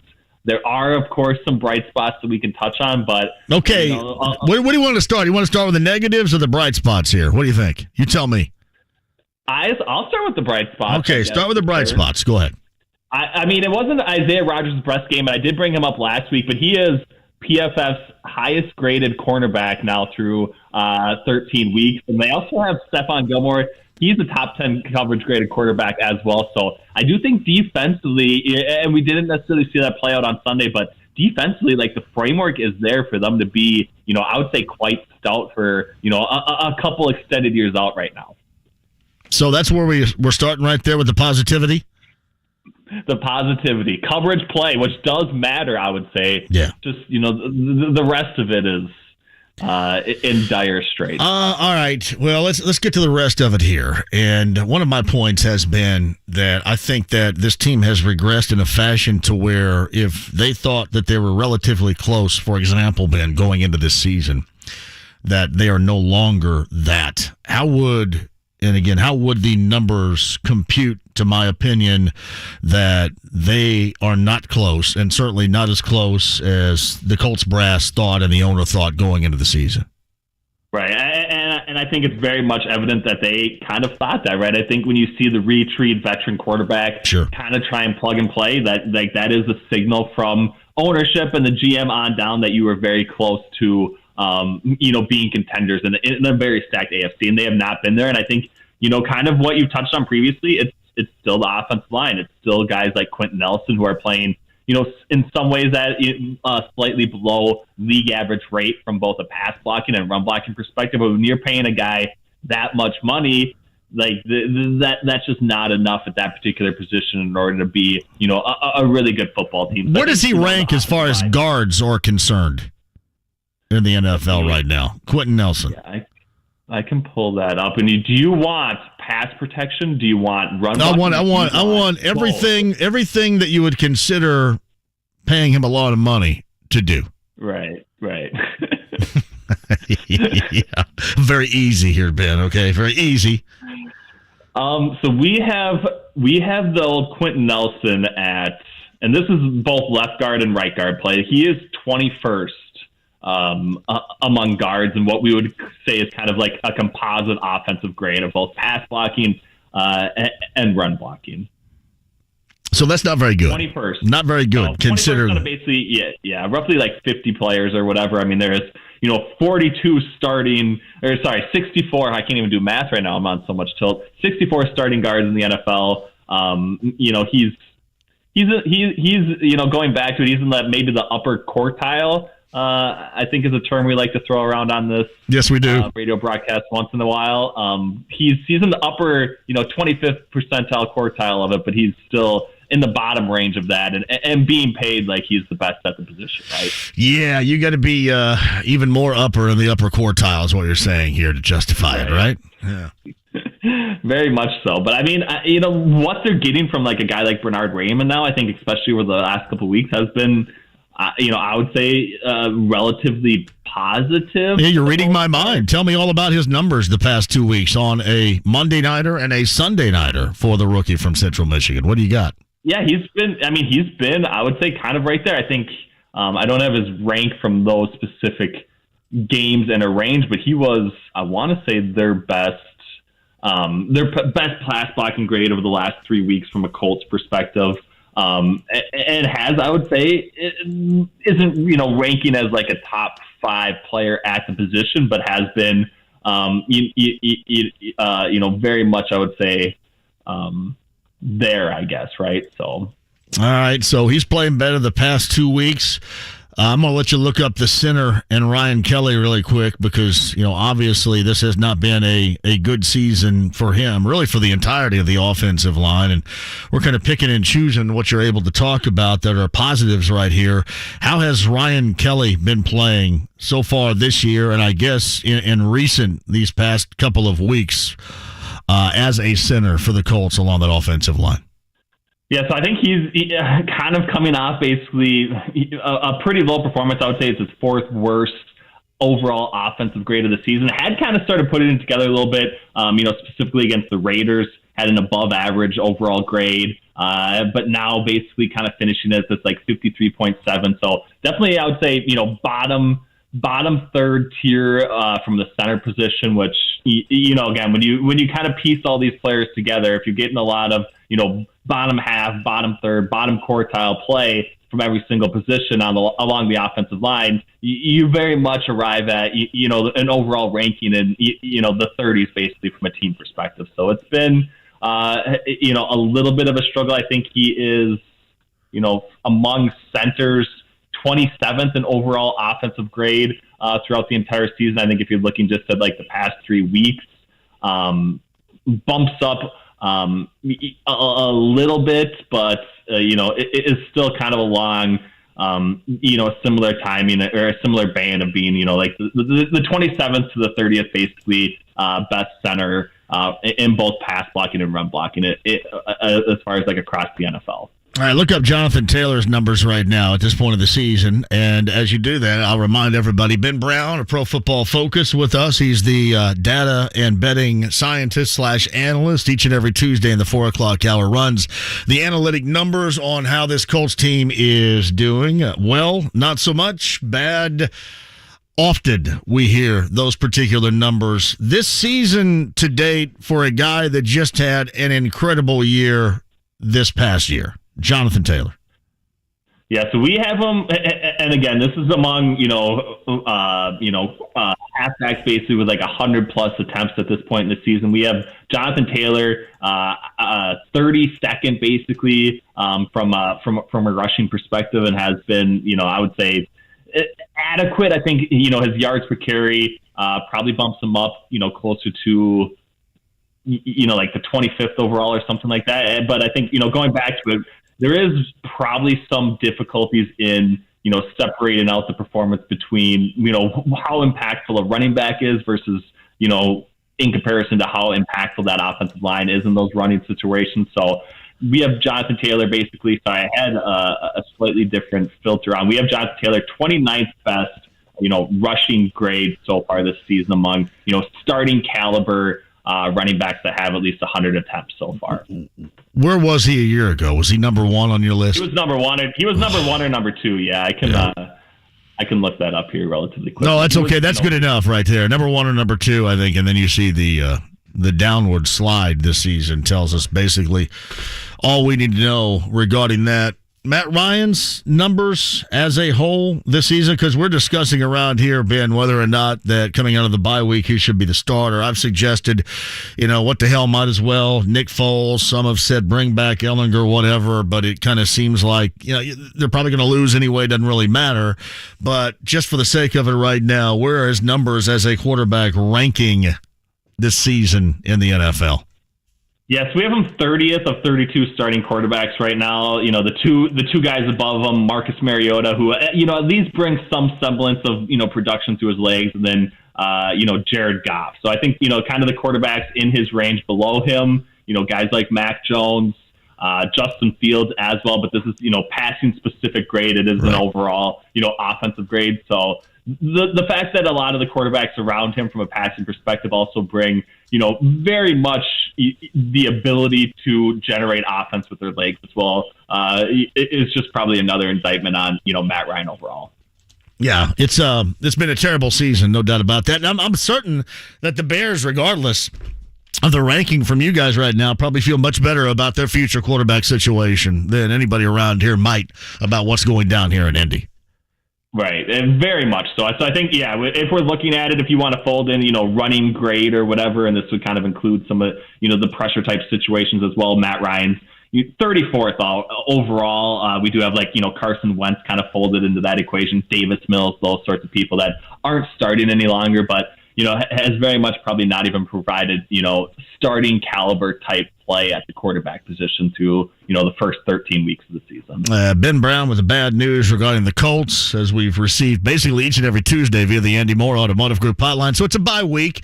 We'll dive into this, I'm certain, more coming up next Tuesday. But next up on that schedule is a Saturday afternoon affair up in Minneapolis, where you are right now, against the Minnesota Vikings. Their numbers offensively and defensively as we hit this bye week, at least for the Colts. How are the Vikings looking on either side of the football, analytics-wise?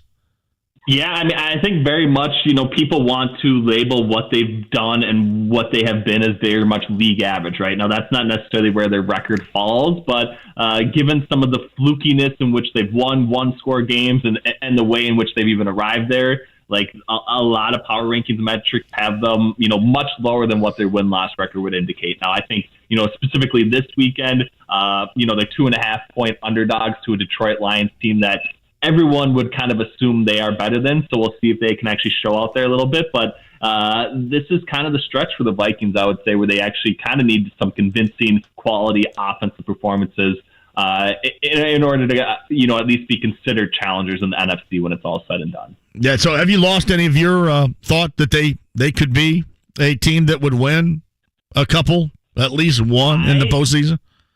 I think they can definitely win a football. I think they can definitely win a playoff football game. I also think that the way in which people are measuring their luck is probably in some ways off, or a little bit off basis. Like, I think, you know, going back to it, you know, there was like the game on Thanksgiving against the New England Patriots, and everyone points to not only, you know, the non-catch that Hunter Henry had, but also the return touchdown that, you know, the Vikings were fortunate to score. And if you remove those sorts of plays, obviously the outcome is different. But, you know, what people fail to mention is, you know, the Patriots had a very good kick return in that particular matchup as well, and did end up scoring a touchdown on that particular drive. So if that is, you know, also an indication of luck, at least in getting that quality kick return, like, why are the Patriots not knocked in a similar manner? So I do think some of the, you know, more advanced luck-based elements to try and remove some of those things are, you know, maybe understating the value or the way in which the Vikings have kind of arrived at winning their football game. So I think they're probably better than what, you know, the betting market and power rankings and everything have them right now. But I also think we're probably going to find out just how good they can be over, you know,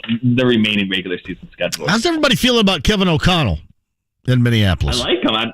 I think very much, and that's the thing with the Vikings. If you look at the, you know, overall, like, their roster and who they drafted and who they brought in as far as free agents, like, none of those guys are producing. The rookies are kind of all banged up. So it really has been the one change is Kevin O'Connell. And I think in the way in which you're seeing them win football games, the only real person who probably deserves or can maybe make a claim for helping them in that case is Kevin O'Connell. So I think, you know, that speaks to at least his ability to kind of come in day one, year one, and in some ways exceed expectations. So I think he should, you know, at least be maybe in the discussion for a Coach of the Year candidate. when it's all said and done. It's Ben Brown right there, of course, after the bye week, the Colts in that Saturday afternoon 1 o'clock affair up in Minneapolis against the Minnesota Vikings. That's his home base. Ben Brown of PFF every Tuesday right here via the Andy Moore Automotive Group hotline. Before I let you go, any numbers I didn't ask you about? Anything that intrigued you, piqued your interest, or surprised you where we are right now, either in the season or just coming off of the Week 13 in general? I mean, I didn't realize we had, so many, cross-city rivalry matchups coming up here, so I'm excited about that for one. I know I mentioned Isaiah Rodgers. He's the one lone bright spot I can continue to find, but I do think it is, speaks to the fact that he is, from a coverage grade perspective, when you don't exclude penalties, because right. A lot of these guys get knocked for defensive pass interference. So if you kind of eliminate those sorts of things, they may be great better than him, but he is clearly, I would say, in a lot of ways, sitting among the very best of coverage cornerbacks, and guys like Sauce Gardner and all the sorts. And I think that tapping into that a little bit more, it has to be in some ways the foundation for kind of getting out of this mess that the Colts have found themselves in. It's Ben Brown every single Tuesday. My friend, I appreciate that, and we'll probably dive in a little bit more to those numbers regarding the Vikings and Kevin O'Connell on the season they're having. Well, it's more appropriate for the lead-up actually coming up next week. You may even have somebody in for me because I may have a day off next week, so you may have to talk to somebody. Yeah, you believe that? What a big wuss I am. I got to take a day off. Yeah. Unbelievable. Bye-week day off. Unless Kyle wants to wait until I get back, so. I got baseboards to paint. For a half an hour. I got to paint some baseboards, all right? I've got to find time to paint some baseboards. Honey-do list. I got a long one of those coming here this afternoon. I don't get called honey too often. I get, hey, Crank, get over there and do this. That's what I get. Crank, do this. Right. All right, my friend. Either way, I'm sure we will talk again very soon, okay? I appreciate you. Thanks for having me on. I like Ben Brown a great deal. PFF on the Andy Moore Automotive Group hotline. That's pretty funny. Got to paint the baseboards. You got to stir the paint first, though, right? I didn't get it. Do you still shake it up when you buy it? Paint? I just bought it off the shelf and grabbed it and took it off. You got to have them shake it for you. Shake it like a Polaroid picture. Do it like this. Can I not shake it myself? Or you got to put it in one of those shaking Not machines. The same. Yep. Who invented the shaking machine? That's a hell of a plan right there. I should have been on some of these inventions. You know that the early stages of bottled water, I was there. And my friends and I remember my friend, what was before basically bottled water was bottled water, there was one bottled water that you would find. It was Evian. Is that what it's called? Evian? That's a brand, yeah. Yeah, Evian. It was like the only one I ever saw that used to be on the shelf at a convenience store. And you remember back in the day, Speedway convenience stores, they were called Starvin' Marvin's. So we'd go to that, yeah, true. We'd go to that convenience store. And one of my friends, and we're a bunch of rednecks, right? Hillbillies, and we're all hanging out. And, I'm getting, I don't know, Dr. Pepper or Big Red or whatever we drink down in Southern Indiana. And one of my friends grabs an Evian. I go, what are you doing? And he said, we need to do this one of these days. We got to bottle this water because one of these days people are going to want to drink water from bottles and they'll buy it. And I said at that moment, I go, nobody has ever, and I mean ever, you can get water from a hose, water from a faucet. Water is free. You can find free water. Nobody's ever, and I mean ever, going to buy a bottle on the reg of water. That was my response to starting our own water business, right? And nobody's ever going to buy this. Whiff. I was right there. Can you imagine Greene County bottled water? Who wouldn't buy that? Did you buy Greene County bottled water? Well, I think all water probably comes from the same tap, so yeah. I was right there. We're going to start a business. This was like 1988. I said, nobody's ever going to buy bottled water. That was pretty accurate right there, too. Nobody's ever going to buy bottled water. That was an exact quote. Incredibly wrong. I got time for calls. You guys want to sneak some in here at 239-1070? I think that'd be a hell of a plan. Great idea for you. Yeah, Rex Hampton sent me this. Jeff Herrod feels forgotten. Quote, no one acknowledges the work that we did. Jeff Herrod, this goes back to my days when I worked up on the northeast side. This is my early stages at WNDE. And Jeff Herrod was coming in and doing the postgame shows at the time. And where NDE was, not now, but where it was then, it had a side door and, basically, somebody just knocked on it until somebody else came to answer it. And no bell or no buzzer or anything like that after hours. So he came in. I was working in NDE, and he was going down to Q95 to do a post-game show. And I shook his hand, and his fingers are going 19 different directions. I mean, it just everywhere. But he was an incredibly nice dude. Incredible. But you could tell, he had been through it. And he had been through it where, blowing somebody up, the head hunting, the helmet to helmet, all that stuff was, hey, great. I watch all these Bears highlights from 85, in particular the 85 season.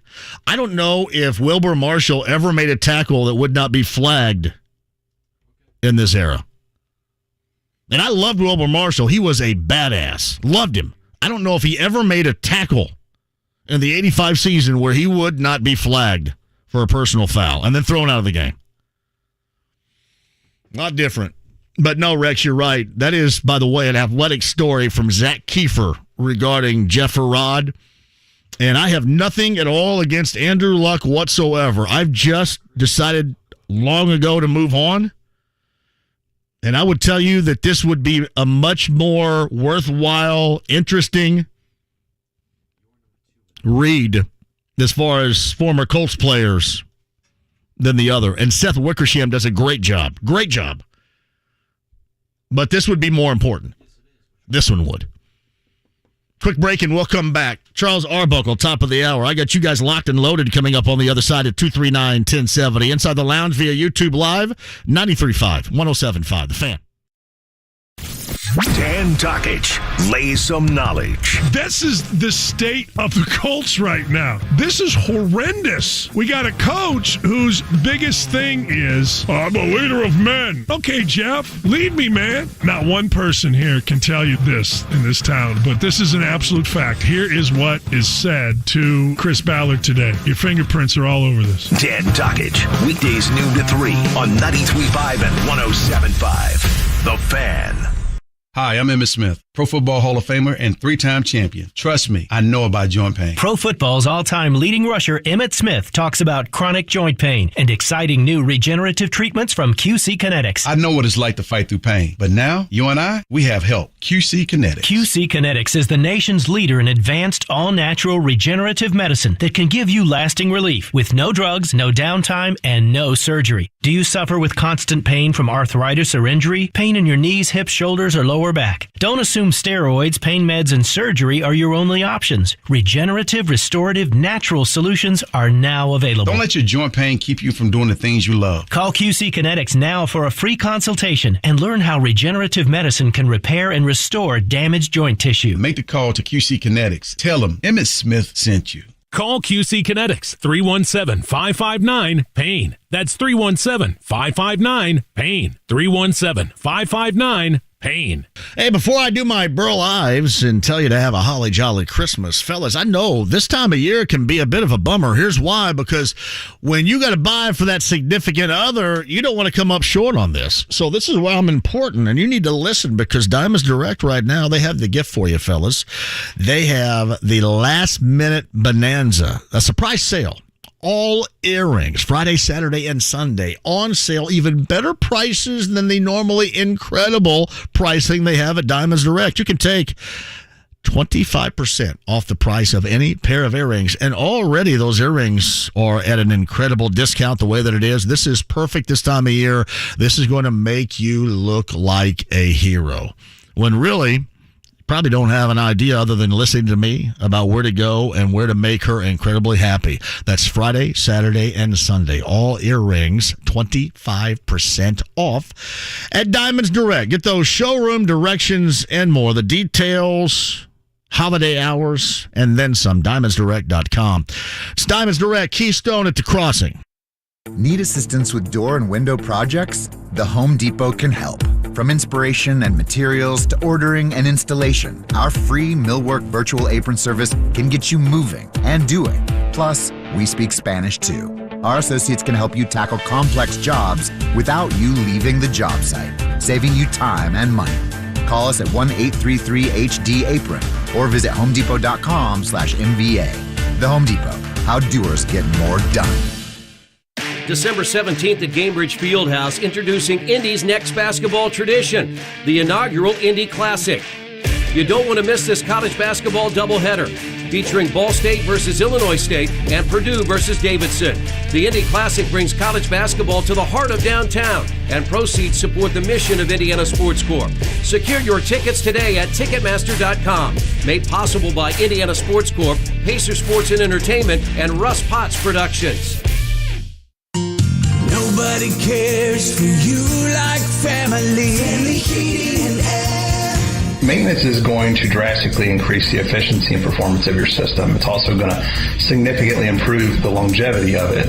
People think that they are saving money by skipping their maintenance, and in reality, they're just shaving years off the life and increasing the consumption of that unit, spending a lot more in the long term. Get your tune-up today at Family Heating and Air, your trusted local independent American Standard heating and air conditioning dealer. Hey, you know what? I didn't come up with a great water idea, but you know who does? You know who did? You know who does it right now? You got it. Joe and John and my friends at Connecticut. Connecticut Water did it. They have the best water out there right now. And take advantage of, as we approach this holiday season, as we're in it right now, if you either don't have a Connecticut system or you have a Connecticut system that needs an upgrade, you can do it for fantastic pricing and do it right now at the two Indy area locations. Northeast side Castleton, south side US 31 and Southport Road. The Connecticut Water app. Download that to your smartphone or device today or online, ConnecticutIndy.com. Download the Dan Dockich podcast at 1075thefan.com or wherever you listen to podcasts. Brought to you by Affinity Whole Health, the leader in testosterone and hormone replacement therapy. Affinity Whole Health. FeelGreatIndy.com. Gather near and bring the cheer this holiday season. Dazzle and delight the love of your life with a gift from Hellsberg Diamonds. Don't miss great prices on stunning diamond studs, tennis bracelets, gemstone rings, and the year's must-have look, gold jewelry for stacking and layering. Another reason to go to Hellsberg? Get a free Microsoft Surface Laptop Go with a purchase of $1,699 or more. Visit Hellsberg.com or a store near you today. Limited time offer while supplies last. See online or in-store for details.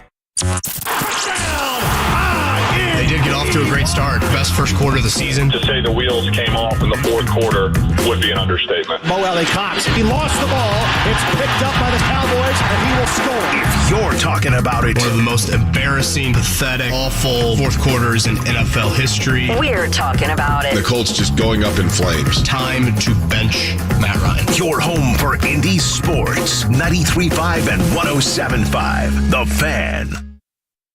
The Ride with JMV. You're going to eat your fat. 93.5 and 107.5. The Fan. If you want a sweet, sweet love from me, take a chance with someone new you see. Greg Rakestraw a little bit earlier. Ben Brown a little bit earlier. The podcast with each 1075thefan.com. Charles Arbuckle, college football, and more coming up in the 5 o'clock hour. So somebody just called you and said what, Kyle? And this is an unsubstantiated report. Let me make sure that I say that. But somebody called you and said what just now? Didn't want to go on the air. That there has already been a team meeting and Jeff Brohm is indeed leaving for Louisville. Unsubstantiated report. So if you were a betting person right now, and apparently we all are betting people, would you bet that that information that was just given, somebody called in and left you there, is accurate? Sometimes somebody's just making stuff up.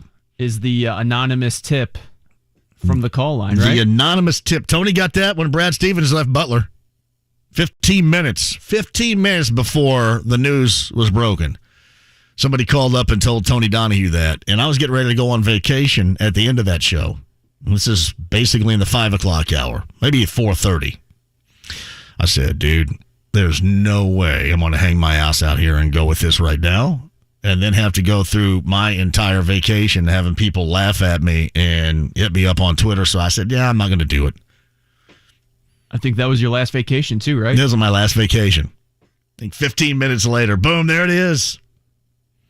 I mean, somebody literally called up and said, hey, Brad Stevens is taking the head coaching job with the Boston Celtics. And that was, whoa. Like, this is not even a whoa. This is like what everybody's believing is going to occur anyway. That was a whoa. And it turned out to be true. All right, 239-1070. Kenny's up first today. Kenny, welcome to the show. How are you? How you doing, buddy? Good. Hey, I was a big-time Jeff Herrod fan, or I still am, actually. He's one of my favorite Colts of all time, number 54, buddy. I remember he went to the Saints for a couple years, and then Peyton's rookie year, he came back. And I think he went to Philly. Did he not? Didn't Herrod play in Philly, or am I wrong about that? I know Ron Solt did, but I thought Herrod went to Philly. I could be wrong. You might be right. I thought it was the Saints, but I'll go with you. Story about him back in the day, man. We went on a trip to Denver, and the Colts are playing a preseason game there. We were staying at the Ramada downtown Denver. Yep. And we got in the elevator, and I look up, and there was Jeff Herrod, Albert Bentley. I mean, there's a lot of dudes there, but I ended up getting their autograph, and I still got it on my wall to this day. But, yeah, huge Jeff Herrod fan. Thank you, Kenny. I appreciate that. He was a fantastic dude. And to me, that story is probably more worthy of your attention than the other one today.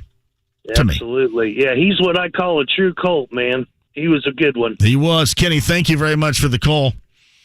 You know, once upon a time, I was working at the Union Jack Pub over in Speedway, and Ron Stark. Remember back in the day when the Colts really stunk, and some of you guys aren't aware of this because you didn't live through it, but most of us that have been around here since that point in time know that the 80s were not kind. The early 90s, the 80s, whatever. The early stages of the Colts organization here, not kind whatsoever. And really the only Pro Bowl honors that went out, it was Ron Stark, the punter. And, man, Ron Stark never passed a mirror that he did not deeply view his reflection in it. There was never a mirror. There was never a mirror in Marion County that Ron Stark did not look deeply into. Ron Stark was pretty proud of Ron Stark back in the day. I did not drop his pizza on the floor either at Union Jack Pub. Somebody I did. His was not dropped on the floor. I feel comfortable in saying that now because the Union Jack Pub, unfortunately, is no longer there, which was awesome in Speedway. I know the one is still in Broad Ripple, but the one in Speedway is no longer there. Great place. DW is at 239-1070. DW, welcome to the show. What's up, Jay? How you doing? I'm good, man. I know Saturday's against it, but go ahead and tank the rest of this season so we can get a good draft pick. But past that, we already know what needs to happen with Ballard. But let's go ahead and say the Pacers is looking pretty good the way they beat Golden State last night. You know what I mean? So how far you think they'll go into the playoffs? I'm not sure that they're still going to get there, but I will tell you this. Last night was as enjoyable of a game that you have seen not just this year, but certainly in a while. And watching Andrew Nembhard do both ends of the floor, shoot it, play against Steph Curry, check Steph Curry, and then his playmaking ability, even beyond his shot-making ability, was just fantastic. It was a joy to watch that last night. Yeah, it really was. He was facilitating. Yes. Assists. He was throwing alley-oop. Yep. Man, dude was on point. He was. And they had no idea how to deal with it either. None. Nah, they ain't had no clue. What else you got? Man, let's go ahead and tank. That's the only thing I can say. Yeah, DW, thank you very much. I don't think you have to worry about them tanking because I think this team stinks enough where it's tankable. Tankable anyway. And especially the way you saw that defense in that fourth quarter in Dallas. Just kind of what the helling it up. Because you could check it out. If you wanted to go back and watch it, I wouldn't advise going back and watching it. Watching the film, I got to go watch the film. Wouldn't advise it because it's terrible. But if you did, you would see an incredible difference between the resistance given by that defense in the first half and then when everything kind of fell in on them because of the mistakes of the offense in the fourth quarter. There was a big difference. And I don't know if Jeff Saturday is either going to coach that up or report back to the owner. Which one's he going to do? Is he going to coach it up? Or is he going to report back to Jim Irsay? This is what happened. This is what I saw. All this is going on right here before you. I don't even know why. If you had no, and I'm not suggesting that he didn't, he being Jim Irsay. But if you had no intention, because a lot of people believe that Jeff Saturday is just here to evaluate and then go someplace else, either within the organization or do whatever after the season. He's just here to report back to what is all wrong with his team right now. And if that would be the case, if those of you that believe that, if that is an actual thing, what in the world? That seems like a ridiculous amount to go to find out what you should already know, and you pay people handsomely within your organization that have been around and that could certainly tell the difference to tell you the same thing. Guess that's why I'm a non-believer in that. Doesn't make sense. All right, we're going to hire you in, and then you're going to Clarence Beeks it up here and tell everybody what's going on within the organization.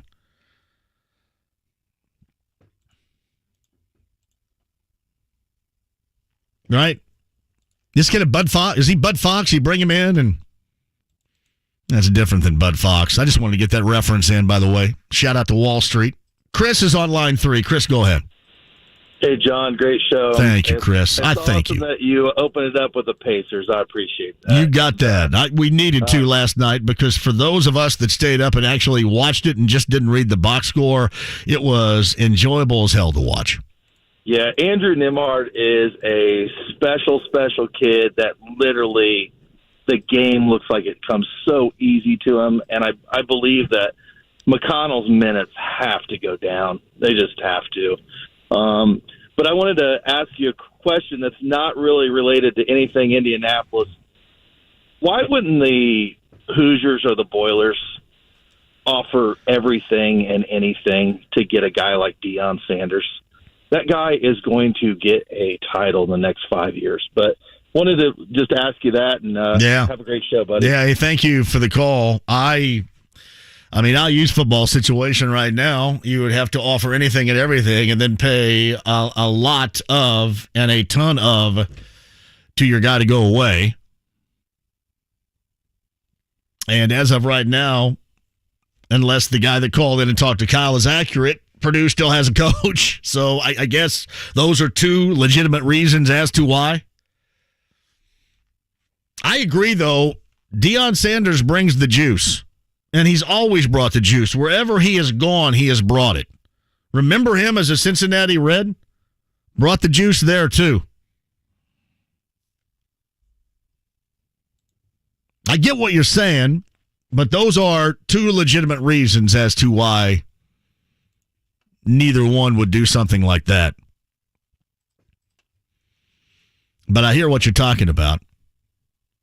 Lord Nelson says, I was going to sell Indy tap water, East Side blend. Well done. I completely missed out on the whole bottled water craze. Sean writes this, so I'm heading to Southport for USI basketball practice. We'll let you know how those rims are. Thank you, Sean. They are tight. They need loosened up a little bit. What's his name? I think his name is Brand. Is it Chris Brand, or what brand is it from Bloomington South that's the head coach of Southport? There's a Chris. Chris was one. Is it the one that played at Tennessee? I just saw him the other day. He was actually walking in the gym as we were finishing up playing. But, man, those rims are tight.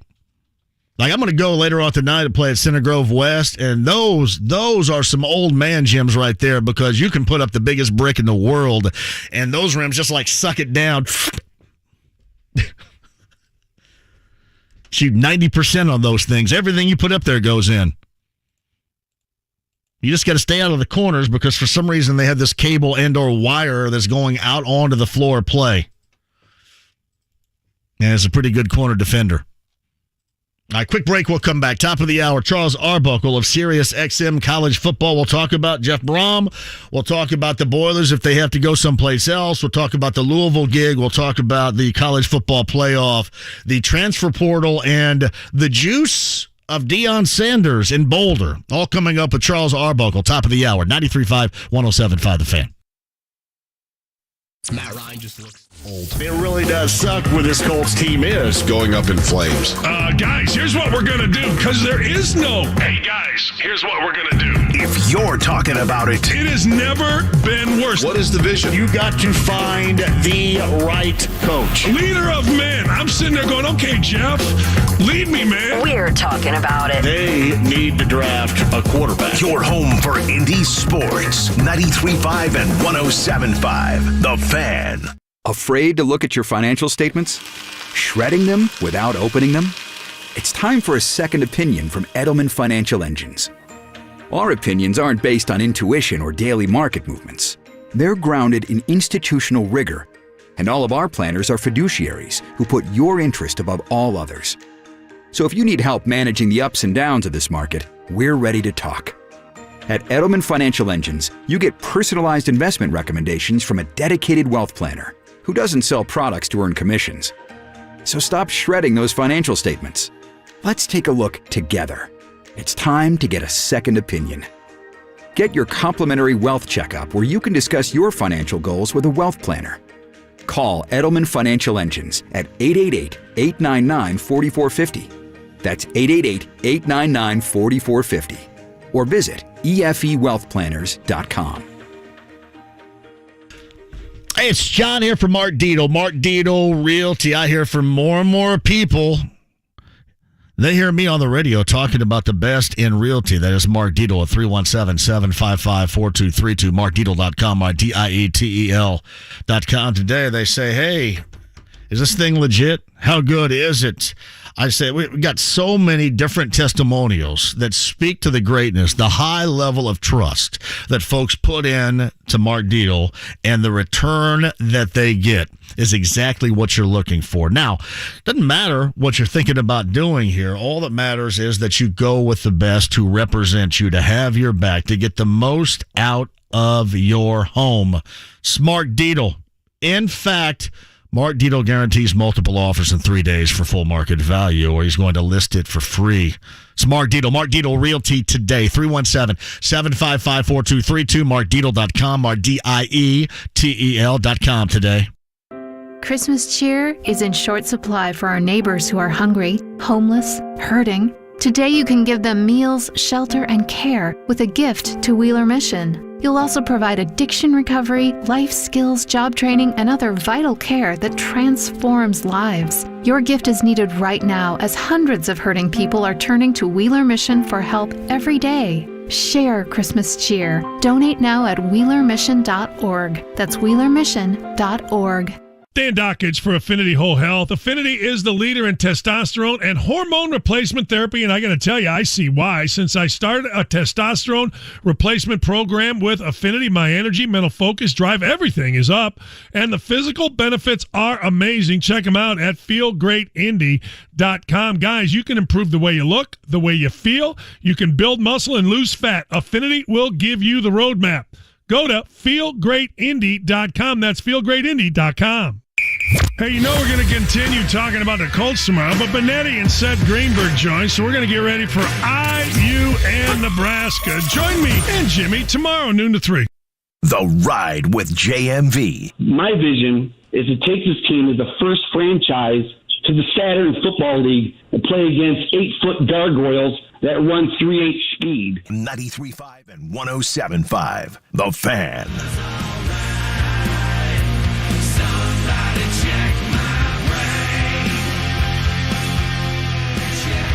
Hey, shout out to Greenfield yesterday. Got to see the Hall family. Rob, son Tate, who started at UIndy, concluded his collegiate career outstandingly at Loyola of Chicago. They were out. My man Bill was out there yesterday. So many people. And a shout out to Blue and a pair of Colts cheerleaders, Lainey and Mika, I believe, was the other cheerleader out there yesterday. It was a good time. I'm telling you, going out to Greenfield was outstanding. I went State Road 9. all the way to 74, went up to Fairland Road, and went back through the back 40 again to get home last night. That was a lot better than going 70 or 40 to 465 and going around. Much better. Thank you for the advice, but much more than that, thank you for coming out and being a part of the show. Great time. Great time to be had. Now, I'm going to be off on Monday. I believe we have Buffalo Wild Wing Blue Monday location still set for Shelbyville, for Franklin, for Columbus, and then up, I think, at Glendale. The one at Glendale right over there by Lowe's. So those locations of a Buffalo Wild Wings Blue Monday, those are still going to take place. Just nothing coming up on the Monday of the bye week. But excellent time yesterday, and thank you to everybody out in Hancock County and Greenfield for coming out. We appreciate it. Mark writes this, is it me, or does it feel like the Pacers are already entering a playoff push? I have Mark. I've been hesitant to even get into it. And here's why. And you've had examples of it on this trip. Because you had the made three at the Horn by Nembhard. You had the 31-point Nembhard game that now has them 2 in at least 6 so far in the 7-game Western Road swing. But the other games have been pretty terrible. And they've looked pretty terrible. And as I've mentioned before, this is what you can expect.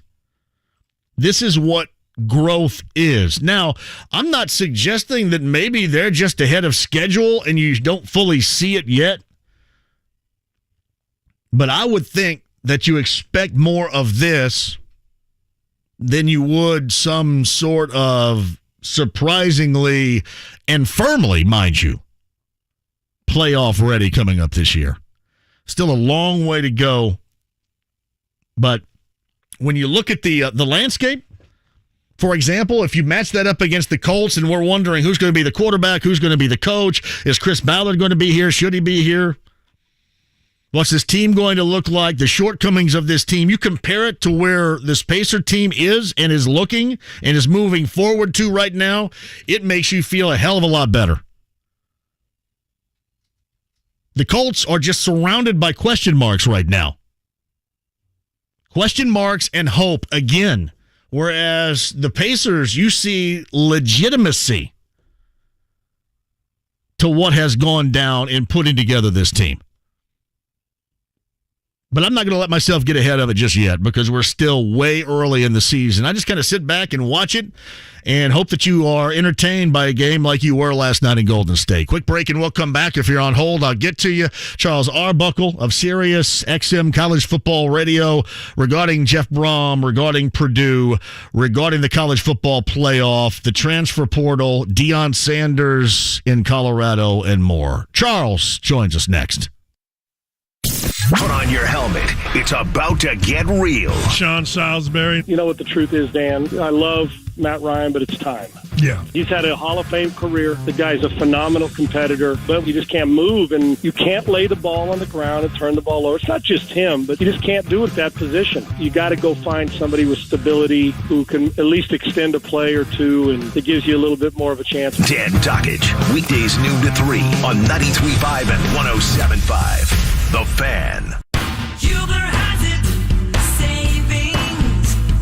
Hubler has it, choices. Hubler really does have it all. All of our pre-owned vehicles are Hubler Q certified, which include a 128-point vehicle inspection, a free Carfax vehicle history report, and 2 warranties. A 2-year, 100,000-mile powertrain warranty, and a 30-day, 1,000-mile comprehensive warranty. Visit any of our 13 locations today, or click drivehubler.com. Hubler has it all. Hey, Johnny for PAI, it's We Grow Hair Indy. fan.com. All right, you want your real growing hair like this right now? If you're watching via YouTube Live, you can tell, man. You combine this head of hair that I have, thanks to Darren Andrews at 888-724-5129, with these chiseled and handsome features that I have. I am an unstoppable force right now. I am. You can be too. You have the options of your real growing hair again with PAI. Let's do something about it. Call Darren Andrews and find out more. 888-724-5129 or WeGrowHairIndy.com today. For over 25 years, Quality Supply and Tool has taken a customer-first approach to supplying the construction industry with all their industrial needs. Big corporations, on the other hand, think differently. Here's Ryan Ling to explain. In my career, I've worked for the larger corporations. I've been on the other side. But the owner of Quality Supply and Tool gives us the freedom to take care of the customer no matter what. We stock only industrial-grade tools, and our full-service and warranty department truly sets us apart. With locations in Jeffersonville, Bloomington, and South Harding Street in Indy, Quality Supply and Tool thinks outside the box. Store. Knockouts Haircuts for Men is the new place to trust with your hair care and grooming. Knockouts is a high-end full-service salon for men. They pamper you while you relax and enjoy a precision cut. Top-notch stylists and barbers. Every style. Cuts, fades, all hair types. Beard care, color, and waxing available. At Knockouts, get a complimentary beverage with any service. Knockouts Haircuts for Men. 2 Indy locations. US 36 in Avon next to Tropical Smoothie Cafe. And Clearwater Keystone next to Drake's. Walk-ins welcome. Or appointments at 288-0007 or knockouts.com. Hey, John here for, you got it, the absolute best if you're thinking about a new set of wheels. I just actually sent a text to Eric Wilson today and said, hey, got a friend of mine that's looking for a new ride. There you go. You're going to get the best service, the best price tag. You know the inventory is going to be there. Nobody's going to waste your time. In fact, with that service after the sale, combined the best car buying experience anywhere at one place here in Indiana. That's in Fishers. Andy Moore Buick GMC, 131st and State Road 37 in Fisher. So, yeah, you can reach out to me, and I'll put the word in the ear of Eric Wilson, or you can just go to Fishers and see for yourself. Again, if you're in the market, make the call now, or visit now, or talk to my friend Eric Wilson now. Make sure you get the best deal possible. Andy Moore Buick GMC, 131st State Road 37 in Fishers. Man, B-Dubs really has everything for football season. Fresh draft beer, big TVs, and saucy boneless bar pizza? Oh yeah. To make things even more legendary, they're teaming up with the Colts to offer you a free app anytime the Colts get a defensive takeaway, which is an interception or a fumble recovery in any game all season long. Valid at participating Indiana locations, free appetizer includes anything on the bar food section of the menu except house sampler and 3 bird dogs. Visit Colts.com/BWW for terms and conditions. Please drink responsibly. 93.5 and 107.5, The Fan. WIBC HD2 W298BB, WIBC HD3 W228CX, Indianapolis. Celebrate the Colts bye week with an NFL doubleheader. Sunday at noon on 93.5 and 107.5, The Fan. The Ride with JMV. You just got your asses whipped by a bunch of damn nerds. 93.5 and 107.5, The Fan.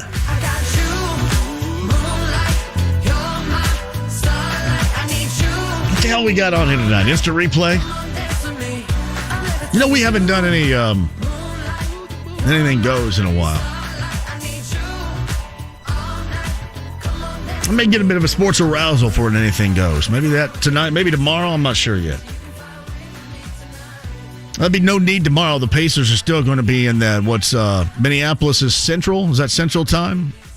So when they get back, anything goes. We'll probably come back a little bit. Trackside tonight at 7 o'clock. It is Iowa and Duke at 9 o'clock. That is part of the Jimmy V Classic. Iowa and Duke.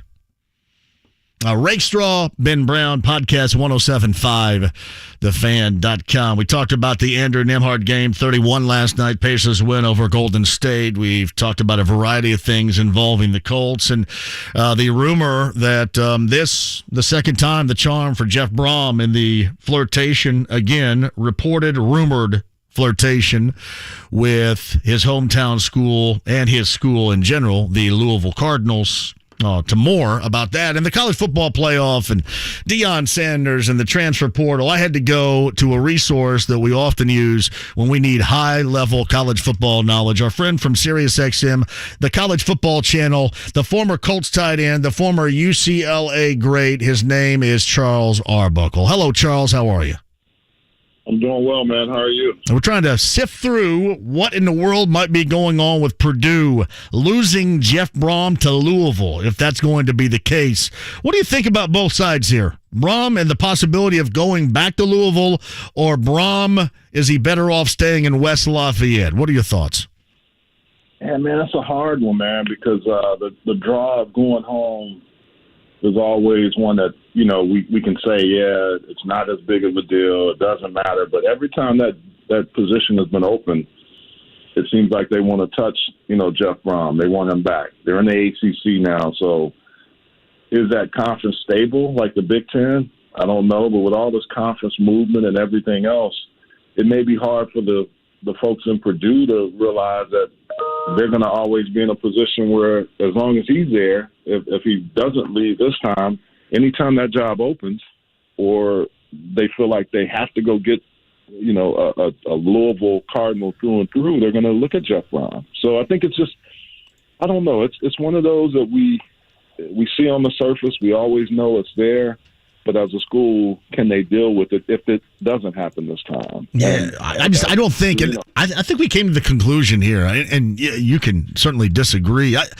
I think that if the overture does not occur for Brohm, or if he decides this isn't the time, this is going to be the last time, right? I mean, there wouldn't be a third time. I mean, it's either the time is now or it's never going to happen for him going back to Louisville. Yeah, I think you're right. I mean, the only way it would possibly happen is if administration was different. But if they don't get him this time, I would think they would say, okay, we got to be done with it. And do they have the money to pay him, you know, as much as Purdue? I don't know. I mean, I'm thinking with the TV contract with the Big Ten now, it makes it a lot more difficult. So I'm looking at those kind of things as far away from the sentimental value of it being a school that I attended and clearly a place that is special to him. Charles Arbuckle's on the Andy Moore Automotive Group hotline. So Scott Satterfield created this drama, moving from Louisville to Cincinnati. You know, oftentimes people say, well, that's an upward motion move, you know, that's a lateral move, whatever. What do you think move-wise that is for Scott Satterfield, going from one school to the other, that just so it occurs, these two teams are going to match up in a bowl game this bowl season? I know, that's crazy. Somewhat of a, not quite a lateral move, but a lateral move, right? You know, I think it's a little bit less if you think about the cachet. Cincinnati, Luke Fickell's done a really nice job of making them on par in those circumstances with Louisville and Cincinnati. They've recruited really well. So I think it's almost a lateral move for Scott Satterfield. However, I think it was a move that he had to make. You know, I called their game this year. They were struggling. There were some times where you thought he wasn't going to make it out of the year. His team got hot. They started playing better. So I think it was almost one of those, hey, if I can find the opportunity, I'm getting the hell out of here. And that's what he did. So I wasn't completely shocked when I saw that news, because just being in that town and understanding the Louisville fans are tough. You know, they expect a lot out of their coaching staff, and there were some things that were happening with Scott where they weren't playing as well. And I think it was one of those things that was they probably don't want to say it, but almost good riddance. And now we can find somebody else who we think we can, you know, will do a really nice job or a better job than Scott Satterfield. And obviously there's an argument or a debate to be had that, you know, if you get in the sequel probably what you had wished for and wanted in the original, like the second time around is, you know, you're going to strike it gold-wise as far as Brohm is concerned here, because, I mean, clearly they had interest the first time around. What do you think about, Charles, that Boilermaker gig? So you got your school, UCLA, you got your rival school, USC, going into the Big Ten and playing in the Big Ten West. What's that Boilermaker football job look like with that in mind, and then coming off an appearance in that Big Ten title game on Saturday? Yeah, I mean, I think Purdue, they want to be considered an upper tier Big Ten school. I don't think from a football perspective that's really happened for a while. They haven't been consistently, in that upper echelon. But I think the one thing that I like is that they competed the other night, and they did make you think for a little bit. Okay, they're battling Michigan. I didn't think ever that they were going to win that game, but I like how they competed.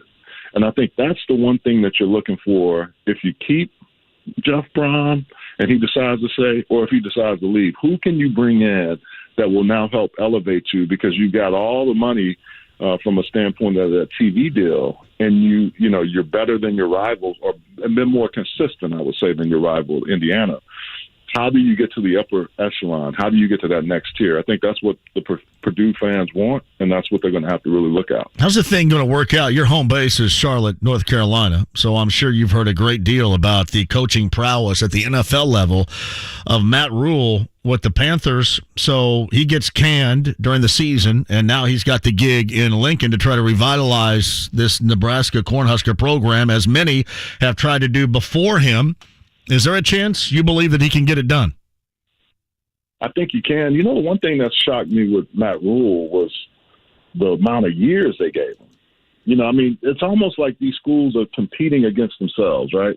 These programs are looking like, I have to pay this guy this exorbitant amount of money. I have to do this buyout clause. And I don't begrudge anybody for making money. But I think we're watching it, and it's like, there's nobody else that really is. I mean, Matt Rule was a hot commodity in the college game because he has done a nice job at, the schools where he was at before. Baylor was one, did a nice job of rebuilding that, and then Temple. But I think this Nebraska job is going to be interesting because there's some innate things that happen at universities. I'll just give you an example. I don't know all the stuff that goes on at Nebraska, because I've known their coaches just in meeting them, but I know, just as an example, of Colorado. There were coaches on that staff, most recently with Carl, with Dan Hawkins, with Rick Neuheisel, and now that you have the transfer portal, Colorado has done some things on the Hill that precluded them from getting grad transfers. They just talked about it today. They've allowed that to happen with Deion. I don't know why Nebraska hasn't been able to be as successful. I do know that their recruiting pipeline in Texas dried up, which was always a solid base for them. They didn't get the New Jersey kids because now a lot of those kids are not going there. They'll stay at the DMV schools or they'll go to Penn State. And their California connections were gone. And then they would get some Florida kids occasionally. If you look at their roster now, you don't have that. So I think with Matt Rule, with the transfer portal and him having that base in Texas should help them. Because, I talked to Broderick Thomas, who's, one of the greatest Nebraska players ever. And the one thing he always tells me is, like, we should have a better stronghold in the state of Texas, Dallas and Houston in particular. And I think that might be the move that helps Matt Rule because he's been able to recruit all over the country. He's got a higher profile, and it will allow him to maybe get to those Texas roots. Now, with Deion, why did it take Colorado so long to get away from saying you have 10 classes that you took at X school? 2 of them we take, the other 8 we don't take. What kind of asinine stuff is that? So Dan Hawkins, all those guys had talked about some of the challenges that they had on the Hill, meaning the administration and the folks in academia. But Colorado, as good a school as it is, why would you do that to grad transfers even before now?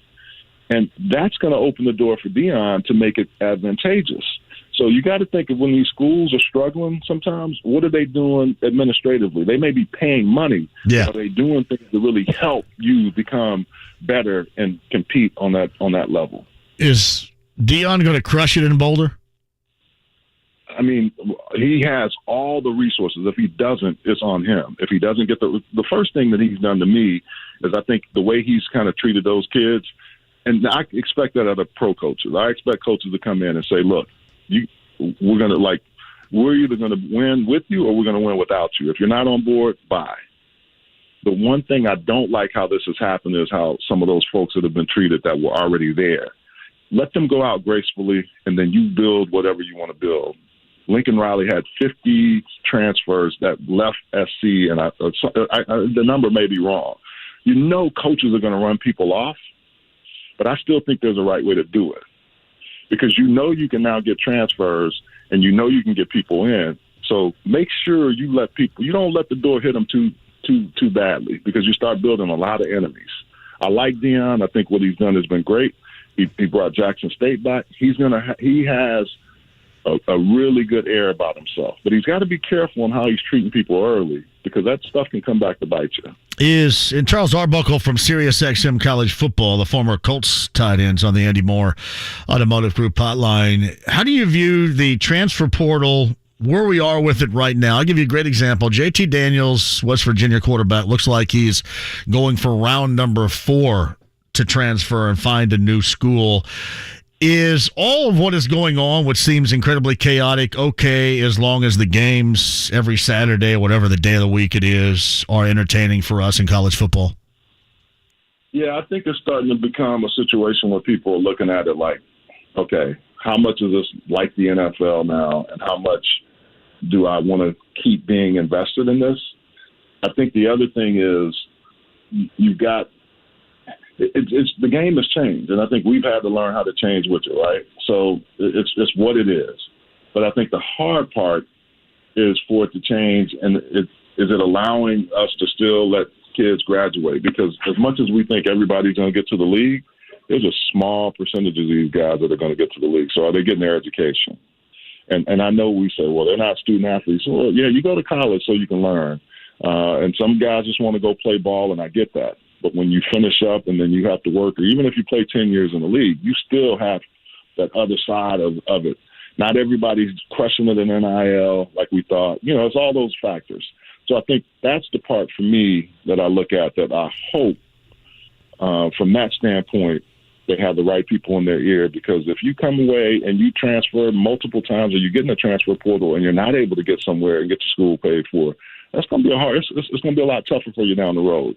And I think that's the advice that some of these guys are getting. Hey, man, transfer as much as you want. After a while, people start looking, well, it didn't work out for you there, and there because of you, not because of the situation. So I'm interested to see how that happens, especially with those guys that are transferring multiple times or the ones that get stuck in the transfer portal. There's going to be about 3,000, maybe 3,500 kids. There's not enough places for them to go. And I think that's the part that I look at to see how are we going to fix this, because you can't keep doing this every session. And why are we asinine to think that a coaching staff can go recruit right now, get ready for a bowl game, and worry about signing folks in the small window of time? Why don't we just go back to the February signing day if we're going to have this big of a push? And that'll let you honestly evaluate what's going on instead of just pushing people through or discarding them in essence. It's Charles Arbuckle joins us.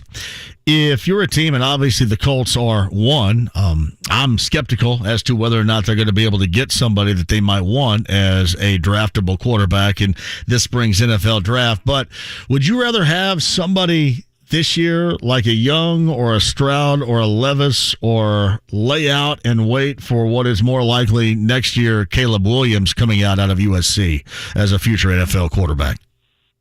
Yeah, for some reason, I think the draft class is going to be a little bit better next year. But I think the other thing is in your evaluation and what you look at, who's the right fit for you. Maybe they see that now as opposed to waiting. Or if you wait, you may not be in position to draft a Caleb Williams or somebody else. So I think those are factors that have to be decided by the Colts, just with everything. Who's going to be their coach, how they're going to go about this, but then also what are they going to do draft-wise from a quarterback position, because they've had almost rental quarterbacks here lately, right? Guys that were up in age and thinking we had this one last push to make a run, and then that hadn't worked for them. Yeah, and they're still trying to work their way about it. Is there a quarterback you like that we have talked about? There's still a lot more time to go. There's no doubt about it. You got to go through a combine and workout day and all that. But is there a quarterback that you like as far as what is going to be draftable coming up later on this spring? Yeah, I mean, this draft class to me, a quarterback is just not one that makes me say, "Oh, I mean, that's a great looking group." You know what I mean? It's a little bit. I want to see when we go through the whole process and as they work through what the coaches think. I'm just not as high on this draft class as I have been in the past, and that's just. C.J. Stroud is a good player. Stetson Bennett, I think, is a great college player. I don't think he'll be an NFL player. It's those kind of things that you look at to say who is going to be that next quarterback that maybe comes out of nowhere. I don't know if Will Levis, all the things that I was thinking about him, I've got second thoughts. It's really hard to say I love a quarterback in this class right now. A lot of people tell me that Levis kind of falls short this season because he didn't have similar weapons as he did a year ago. Was that a part of the equation with the kid from Kentucky? It could be. I'd say the guy that I kind of like the best is, and he's shown a lot, is Bryce Young. I think Bryce would be the guy that if you had a chance to, a little bit undersized, but I still think he has some innate ability, and he's shown that with a bad Alabama offensive line, which is probably better than most in the country, still been able to play at a high level.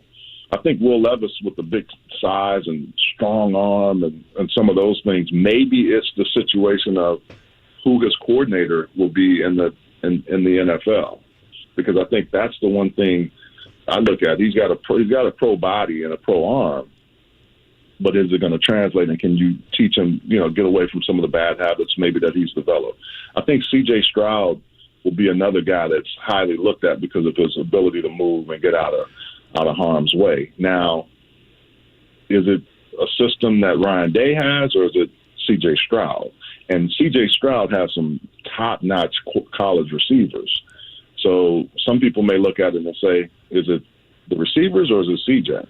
So those are the kind of things you'll look at, and you just kind of wonder as you're looking through the draft process. But Bryce Young, right away, top of mind, I would say he would be the guy that I like the best before we go into that, the draft, the whole draft process. College football with Charles Arbuckle right now on the Andy Moore Automotive Group hotline. What are your thoughts on Anthony Richardson coming out of Florida at quarterback? People will say on one side that he has, athletic talent, capabilities that you just can't teach and others don't have. But on the other side, they suggest that it's probably way too early for him to take this swing at the NFL. How does he translate, you think, at the next level at quarterback? Yeah, I didn't see it consistently enough from him. I mean, he really, really looks the part, but I just didn't see it consistently enough for me to say, yeah, this is a guy that I want to give my whole franchise to. And I think with you, I think there's some things that he still needs to work on that he can be better at. I like his size. I like all of that. But it was just times when I watched him this year that I'm like, he's not ready to play at the next level. And I think, if you look at it, you can look at a guy like Malik Willis, who was talented, but still probably went to the best place he could with Tennessee so he can learn, and that's only going to make him better. I think Anthony Richardson has to be in the same situation. That's what I see from watching film of him and not watching every single game that he's played, but just kind of getting an understanding of him as a player. He's a little bit older. He's going to come off an injury situation where at the time he was leading his team and having an outstanding year. How do you view somebody like Hendon Hooker at quarterback on the next level? I think what'll help him is that he's been able to show he fought through adversity. He is a little bit older, but when he was healthy this year, he played at a really high level. And I think, is it a system? Or is he going to be able to do that at the next level? I think that's going to be a lot of what's, challenged with Hendon Hooker. But, man, before he got hurt, he was playing some really good football. But then again, is it because of the system that he's in, or can he do that consistently outside of that? And I think that's going to be the big question mark for him as he goes through that draft process, because he won't be able to participate in it due to injury. So you'll have to do a lot more board work. You'll have to do a lot more, seeing how he plays above the shoulders as opposed to physically. Charles Arbuckle's with us. So your college football playoff That's going to be interesting, to say the least. And I want to really kind of eyeball in on TCU. That overtime loss to Kansas State in the Big 12 title game this past Saturday. But somebody that showed out big time was Max Duggan, the quarterback. What do you think about Max Duggan at the next level, the NFL level? Is that a possibility, or are we seeing his ceiling come down at this level in college football right now? I think Max has worked himself into possibly getting, being on the NFL team. I don't know if he's a high round draft pick, but what I like about him is he's played a lot of football. Early in the season, they were going to play Charleston State. I called the game, and he wasn't even the starter the week before. Chandler Morris, I think his son, Chad Morris' son, was a starter, got hurt, and then was going to miss some significant time. And even then, they were telling us, "Hey, we really like him. He's a coach's kid, just understands and he battles." And sure enough, I think he's taken advantage of the opportunity, and he may have worked himself into a nice situation because he's shown how he can play. And if he plays well in the college football playoff, that's more eyeballs and that's more opportunities against top-tier teams. Not quite NFL teams, but it's teams that will have a lot of guys that will be playing at the next level consistently. So I think he's got a real good chance to improve and put some more good stuff on tape. And I think that's all you can ask for. If he's able to do that, we may be talking a little bit differently. Maybe he is a higher round draft pick. Right now, but starting the season, you can only imagine how he's gone from not even being a starter to a Heisman Trophy candidate. I think he's really helped himself, and he can only help himself more if he plays well in however many games he's able to play in the college football playoffs. He's Charles Arbuckle with us. A final thing on the Andy Moore Automotive Group hotline. How do you break down this college football playoff from Georgia to Ohio State, Michigan, and TCU? What's your fascination? What's your thought, and how this thing is going to work itself out? Well, until I can see somebody beating Georgia, I think Georgia wins it all. I know they were just a class above, even without explosive skill guys on the outside, because their defense was really strong. And as much as I didn't want to give Stetson Bennett as much credit last year, the kid's a winner. He just plays. He understands. And Kirby has got them playing well. So right now, when I look at it, without watching a whole lot of film on all the different teams, I say Georgia. It looks like Georgia's to win unless somebody can play them well. Now, I'll say this. Ohio State's passing game, if they're able to get in there and play consistently like they were earlier in the season, their defense just worries me the most. But they have the most explosive offense besides TCU. So it's going to be interesting, man. I'm really looking forward to watching how the matchups early are and then the final game, because it's intriguing. We've got teams that, like TCU, never been in it, to the other teams that have been in it, but now with different skill, weapons, and players. So I think Georgia has the best shot to win right off, if you're looking at it from just the top of mind. But it'll be interesting to watch over these next few weeks how guys get prepared and how they're ready to play come that semifinal game. Man, it's always a pleasure. I'll tell you what, we'll find out a little bit more and get back with you toward the tail end, and certainly before we get into some of these combines and what we're looking at, because this Colts team, no doubt, will be eyeballing a quarterback, and they're probably going to play bad enough to at least sniff and maybe try to add a little something to try to get up there and get their long-term quarterback of the future. But we'll be on it with you to see who you like, who you don't like, and some of the things that are going to go down before the beginning of the year. Charles, I appreciate you more than you know. All right, man. Y'all take care. Thanks. Charles Arbuckle of SiriusXM College Football Radio on the Andy Moore Automotive Group hotline. Bobby Boom says, Charles is the first person I've ever heard mention Stetson Bennett as an NFL prospect just because of his accomplishments as a quarterback with his team. A sniff. I don't know what after that. I will say this, watching Duggan play in TCU and Kansas State, he was fun as hell to watch. There's no doubt he's a badass. NFL badass, probably not. But on the collegiate level with that TCU team, that was fun to watch. Quick break and we'll return. We've got Yacht Rock review tickets to give away. That's New Year's Eve at the Mirao National Center. Tickets are available right now. I've got a pair to give when you hear a Yacht Rock re-entry. That'll be easily identifiable. Number 9 is going to get a shot to go to this thing. Now, you also know this, that the JMV Takeover starts coming up on New Year's Eve. That's going to be the best party around as well. So you're going to have to listen to that and then be a part of the Yacht Rock review on New Year's Eve. But your chance to win is coming up in the next 30 minutes. 93.5, 107.5 The Fan.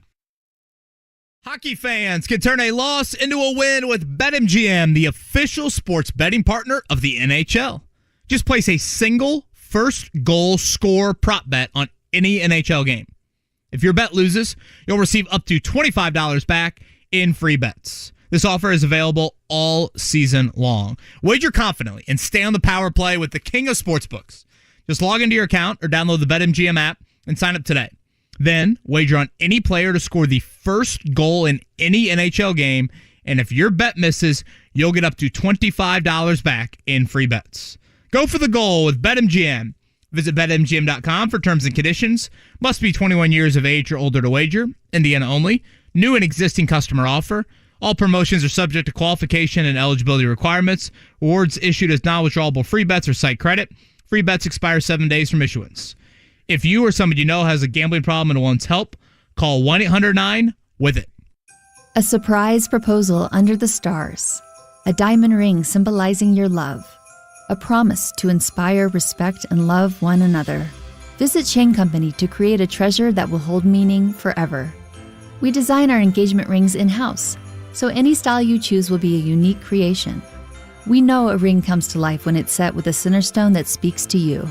Chain Company offers the largest selection of center stones, natural diamonds and lab-grown diamonds, as well as natural gemstones including rubies, sapphires, peach morganite, aquamarine, and amethyst. We sell our center stones loose, so you can compare stones side by side and select the one that's right for you. Or select a perfectly preset ring that's ready to go. A jewelry consultant will work with you to help you maximize your budget. Our free lifetime warranty even covers the center stone. Make this the holiday you'll both treasure forever. Now you have a friend in the jewelry business. Shane Company and ShaneCo.com. Hey, everybody, we've all heard stories from friends and family about something really bad that happened. You're in an accident, there's a painful life-altering injury, huge medical bills, even wrongful death, all from someone else's fault. Some of you are dealing with it right now, and that's where the attorneys at Paul Ritchie Law Firm can help. Tony Patterson, Paul Cruz, and John McLaughlin lead a team with over 70 years of collective courtroom experience and millions of dollars in jury awards and settlements for their clients. Now, none of us can change the past. Just know that Tony, Paul, and John are on your side to help you and your family going forward. They're recognized by Super Lawyers and U.S. News and World Report as being among the leading injury lawyers in Indiana. So even if you're unsure you have a case, give Paul Ritchie a call. They'll listen and give you their free experienced legal opinion. Call 317-269-2509 or visit parinjury.com. That's P-A-R-R injury.com.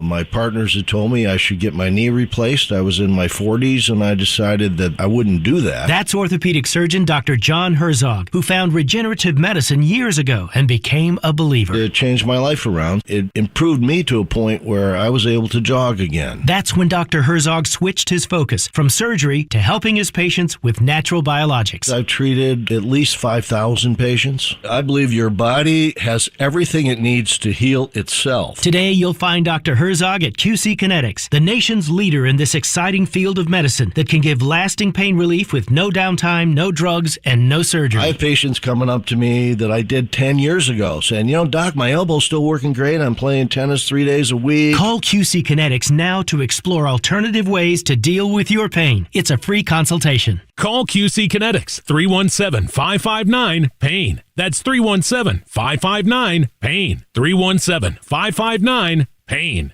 Diamonds Direct is giving you one more holiday gift of 25% savings just in time for Christmas. A last-minute sale on all earrings this weekend. Save an unprecedented 25% off all earrings at Diamonds Direct. Diamond stud earrings, sapphire earrings, gold earrings. Get Diamonds Direct's unbeatable price plus an extra 25% savings. Biggest discounts of the year. Special financing, too. It's Friday through Sunday only. A truly epic earring event at Diamonds Direct. Meet Joe A, Hi. Joe B, Hello. and Joe C. What's up? 3 everyday Joes perfecting their banking with Chase. Joe A is locking his lost debit card with the Chase mobile app. Joe B is cruising toward his new ride with AutoSave. And Joe C's Chase banker is helping him budget to go back to school. Tools that help protect, support for what's next. One bank that puts you in control. Visit chase.com/checking. Chase, make more of what's yours. Chase mobile app is available for select mobile devices. Messaging and data rates may apply. JP Morgan Chase Bank, N.A. member FDIC. They did get off to a great start. Best first quarter of the season. To say the wheels came off in the fourth quarter would be an understatement. Mo Alley Cox, he lost the ball. It's picked up by the Cowboys, and he will score. If you're talking about it, One of the most embarrassing, pathetic, awful fourth quarters in NFL history. We're talking about it. The Colts just going up in flames. Time to bench Matt Ryan. your home for Indy sports. 93.5 and 107.5. The Fan. The Ride with JMV. Can I buy you guys a drink? Guess not. 93.5 and 107.5. The Fan.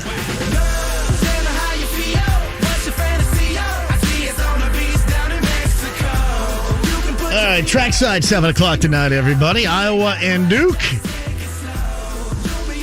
9 o'clock, the Jimmy V Classic can be heard right here.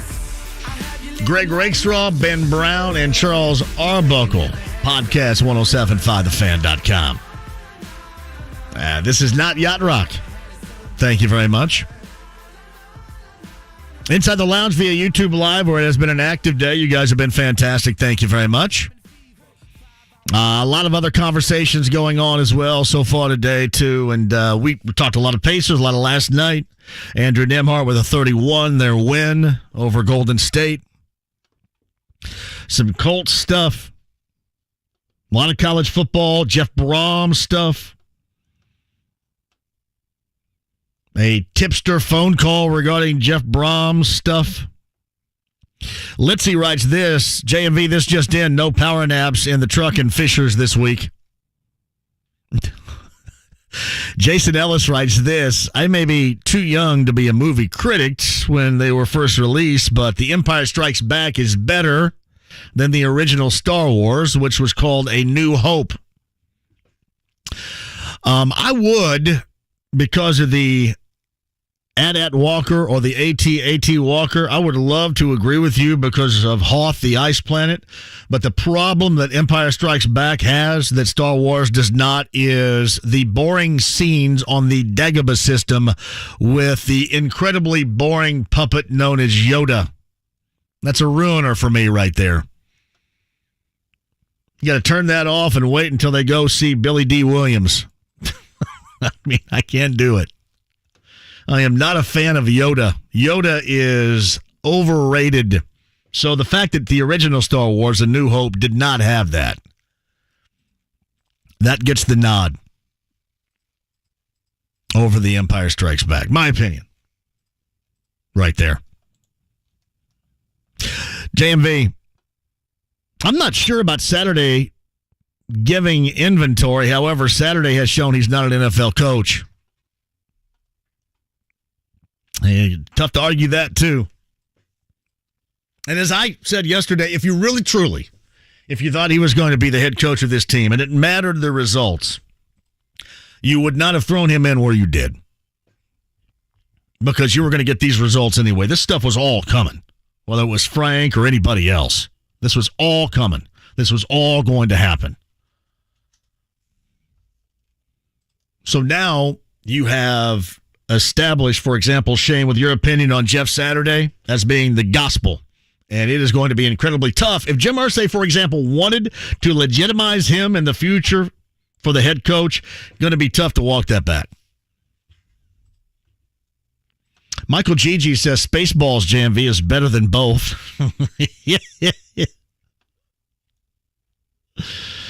Yeah, Steve, I'm not a Yoda. That makes me fall asleep with the Yoda scenes. I go, goodness. Out here doing handstands and your X-Wing fighter's sinking into the swamp and you're all sweaty and dirty and trying to eat in that little tiny plaid. I just don't like it. Hey, JJ's talking Deion Sanders at 239-1070. JJ, welcome to the show. Hey, what's going on, boss? You Good to hear from you. Thanks for the call. Hey, real quick, I know you need to get to the Yacht Rock winner and everything, but we do need to get another Daymar going since you did lose that one. I mean, I'm just going weird. Yeah, we do, don't we, JJ? We got to get that together. By the way, the Daymar folks love us.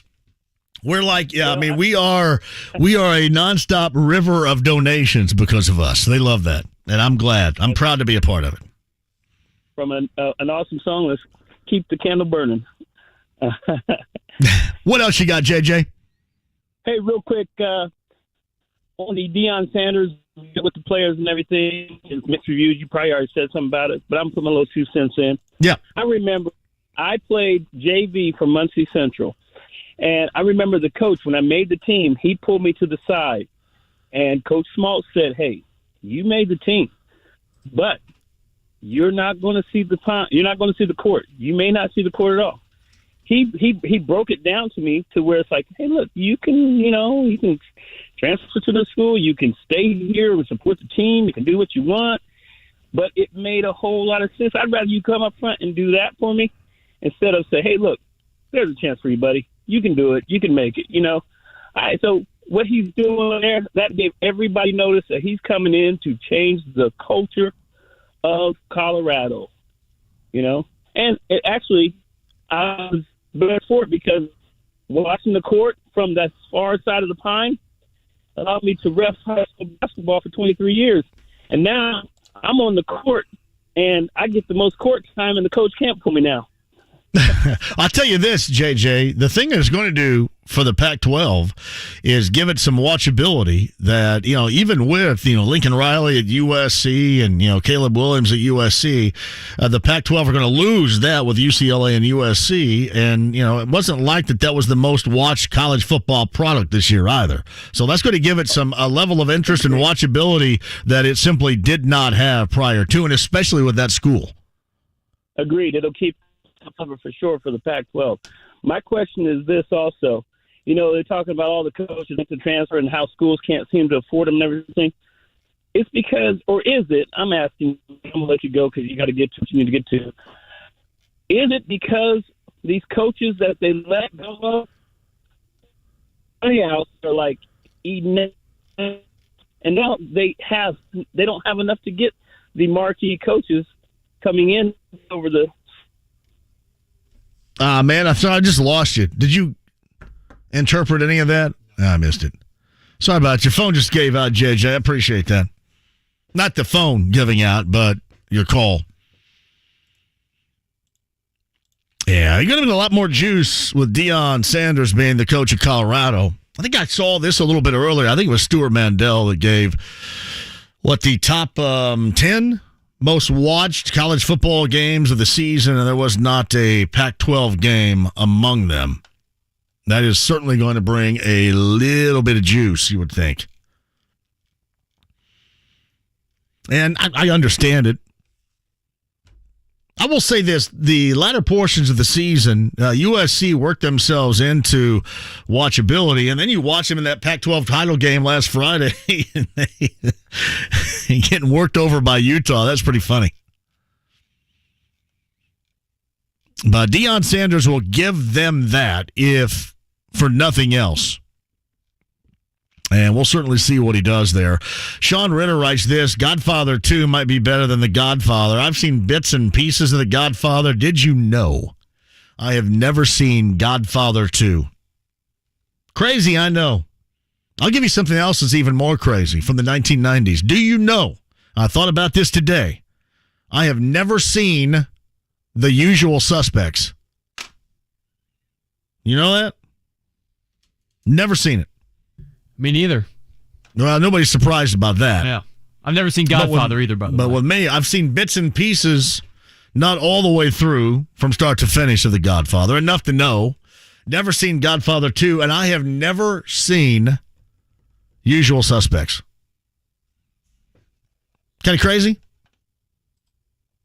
Jim Hudson says Austin Powers, whatever's 2, that's the spy who shagged me, I believe. 100 times better than the original. Thank you very much. Hey, JMV, we appreciate it today that you did not dive into the whole Andrew Luck. I want to go back to that just and reaffirm my position. There's no bitterness. There's no animosity. There's no jealousy with the rider getting. I don't care about any of that. I don't care about any of that because I don't care any longer about what the reasons were behind Andrew Luck bowing out when he did. At the time, it was all about timing. But after the 2 years of that, the Colts should have by now been able to cobble something back together, and they've been unable to do so. So to me, that's all run out. And I have heard enough.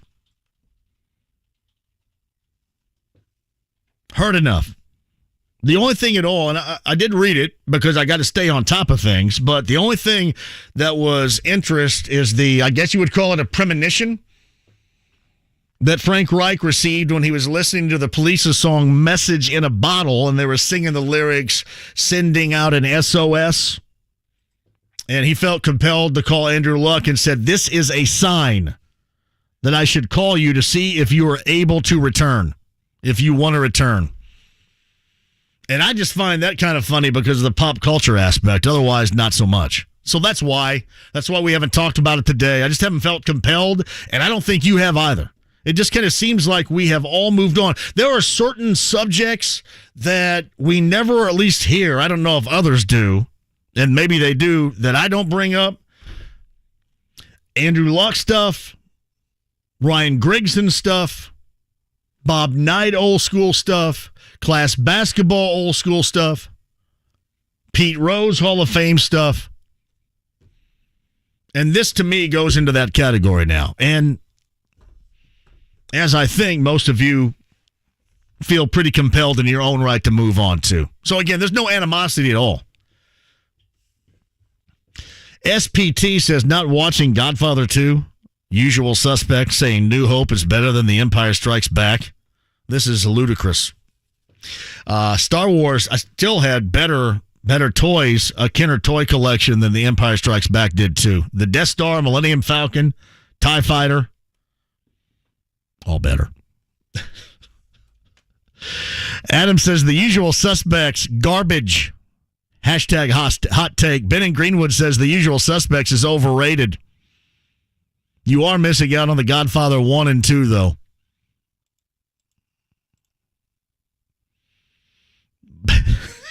JMV. Revenge of the Nerds 4 really was lacking due to Gilbert's absence.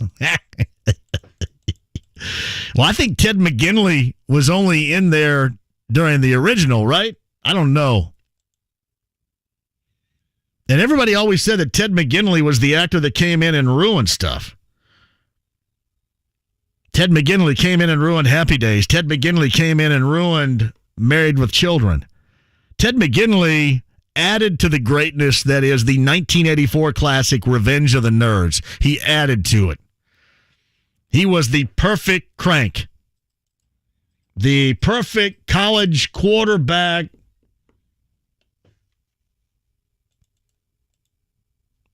The perfect, better than everybody else crank. The perfect fraternity crank. Beautiful. You guys are great. Thanks for playing off of that. Quick break and we'll come back for the final time. All right, we end right at 6. We got Trackside at 7, Iowa and Duke coming at you at 9 o'clock tonight. Back in studio again tomorrow. Andrew Nembhard later on this week is the expectation. Normal Wednesday stuff and your chance to win Yacht Rock review tickets not too far away. 93.5, 107.5 The Fan. Gather near and bring the cheer this holiday season. Dazzle and delight the love of your life with a gift from Helzberg Diamonds. Don't miss great prices on stunning diamond studs, tennis bracelets, gemstone rings, and the year's must-have look, gold jewelry for stacking and layering. Another reason to go to Helzberg? Get a free Microsoft Surface Laptop Go with a purchase of $1,699 or more. Visit Helzberg.com or a store near you today. Limited time offer while supplies last. See online or in store for details. O'Reilly. Don't risk getting stranded with a bad battery. Our professional parts people at O'Reilly Auto Parts will test your battery for free.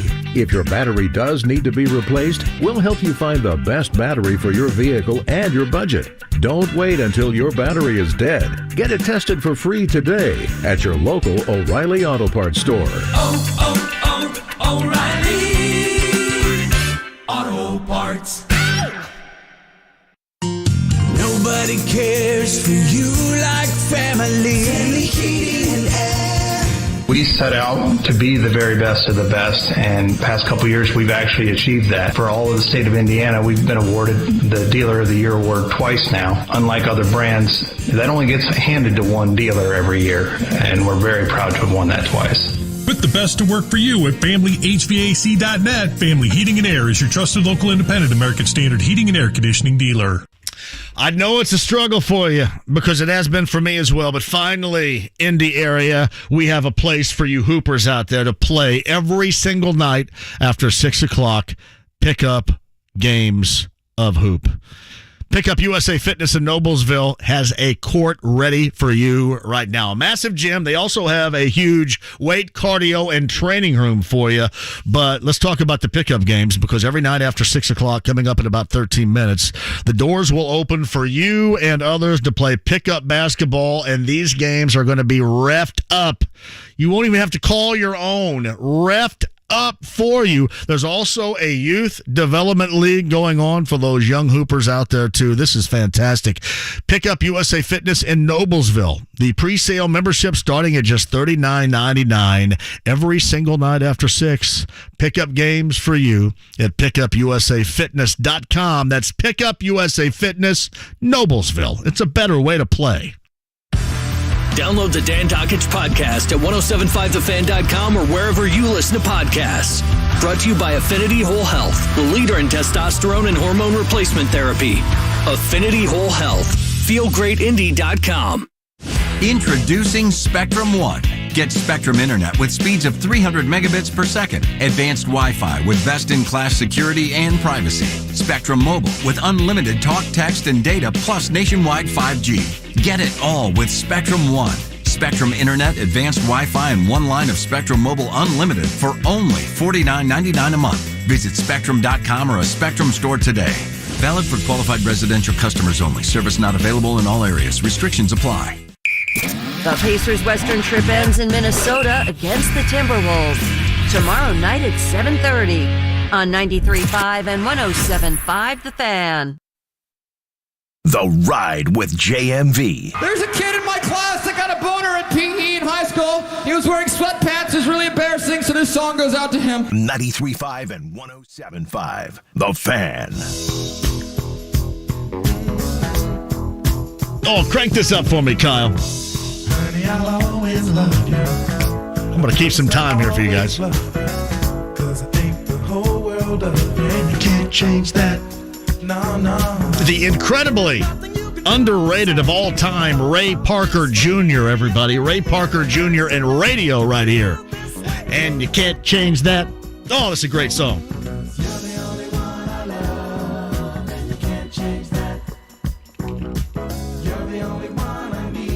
Yacht Rock Review, New Year's Eve, coming to the Mira Old National Center. Tickets are on sale right now. It is going to be the best way to party and start the year 2023 off right. That's coming up New Year's Eve. I got a pair of tickets going out to number 9 at 239-1070 right now. And, of course, radio featuring Ray Parker Jr., Indeed, Yacht Rock. That is, I think, from 1979. You can't change that from radio. And, man, Ray Parker Jr. is so incredibly underrated. Everybody thinks about Ghostbusters and the fact that they got sued, right, for copyright infringement. Huey Lewis and the News, because Huey Lewis and the News determined that it sounded way too much like I Want a New Drug. Seriously, Ghostbusters, Want a New Drug. Check that out. But, man, some of that stuff in the 80s when he went out and did his solo stuff was outstanding. The Other Woman, Bad Boy's my favorite.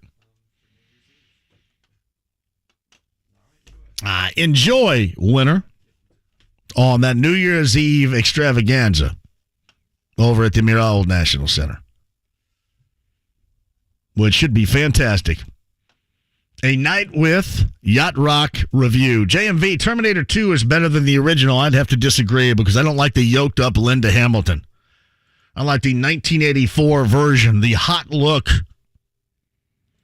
the ready to party Linda Hamilton. I don't like the Linda Hamilton that would easily whip my ass. I don't like that one. I want the ready to party 84 version of it. JMV, I heard you talking about Jeff Brohm a little bit earlier. Do you really think he's going to end up leaving Purdue? I think that this is the opportunity. The time is now. We'll find out, but yes. If you were going to ask me if I were a betting person, if I think that he is going to leave and take the gig in Louisville, be offered the gig first and foremost, and then take the gig in Louisville, I will say yes. A good news for Jimmy Garoppolo, no Liz Frank injury. Broken foot, much like me, because I've had like two broken, as I'm going to say from Southern Indiana, broken feet in the past year. Little fifth metatarsal problem I've had in both. Much like me, he's not going to have surgery either. He's just going to go like me and just like wait this thing out and come back ready to go. Me and Garoppolo, both incredibly handsome and very tough. Like brothers. But he will avoid surgery, and they suggest if Frisco goes deep into the postseason, that there is a possibility for a return for Garoppolo. Now, I'm assuming what 7 to 8 weeks means they're going to have to significantly go deep. Big Ten tonight, number 17, Illinois, number 2, Texas. I believe that is a part of the Jimmy V Classic coming up later on this evening as well. Yeah, right here you've got Iowa and Duke coming at you. 9 o'clock, I think, is the pregame coverage. And 9:30 or thereabouts is when we will join the tip for that one. 9 o'clock coming up here. Yale and Butler. Not the Quiz Bowl, but basketball at Hinkle Fieldhouse later on tonight. A lot of you are going out there 6-3. And 5-0 inside the friendly confines of Hinkle Fieldhouse. The Butler Bulldogs versus Yale. Yale is 8-1 on the season. The lone loss for Yale, Kyle, do you know who that is? This is where Deion Sanders is going right now. Oh, really? Colorado? Colorado beat Yale 65-62. Yale with winners. They have 8 wins this season. Sarah Lawrence, Eastern Washington, Mississippi Valley State, Hawaii, Vermont, Howard, and Stony Brook are their 8 wins on the season. And you have Yale and Butler coming at you. I believe 6:30 is that game over at Hinkle Fieldhouse later on tonight. So sit back and enjoy that as much as you can. JMV, you've never seen The Godfather original all the way through. I have not. JMV, did you see that Portugal scored 5 goals today, I think, as it turned out? Portugal without Cristiano Ronaldo, who was benched, came in as a sub. The guy that replaced him, his name is Ramos. 6 goals, in fact. 6-1 over the Swiss. Ramos had a hat trick. I am really going to miss the World Cup.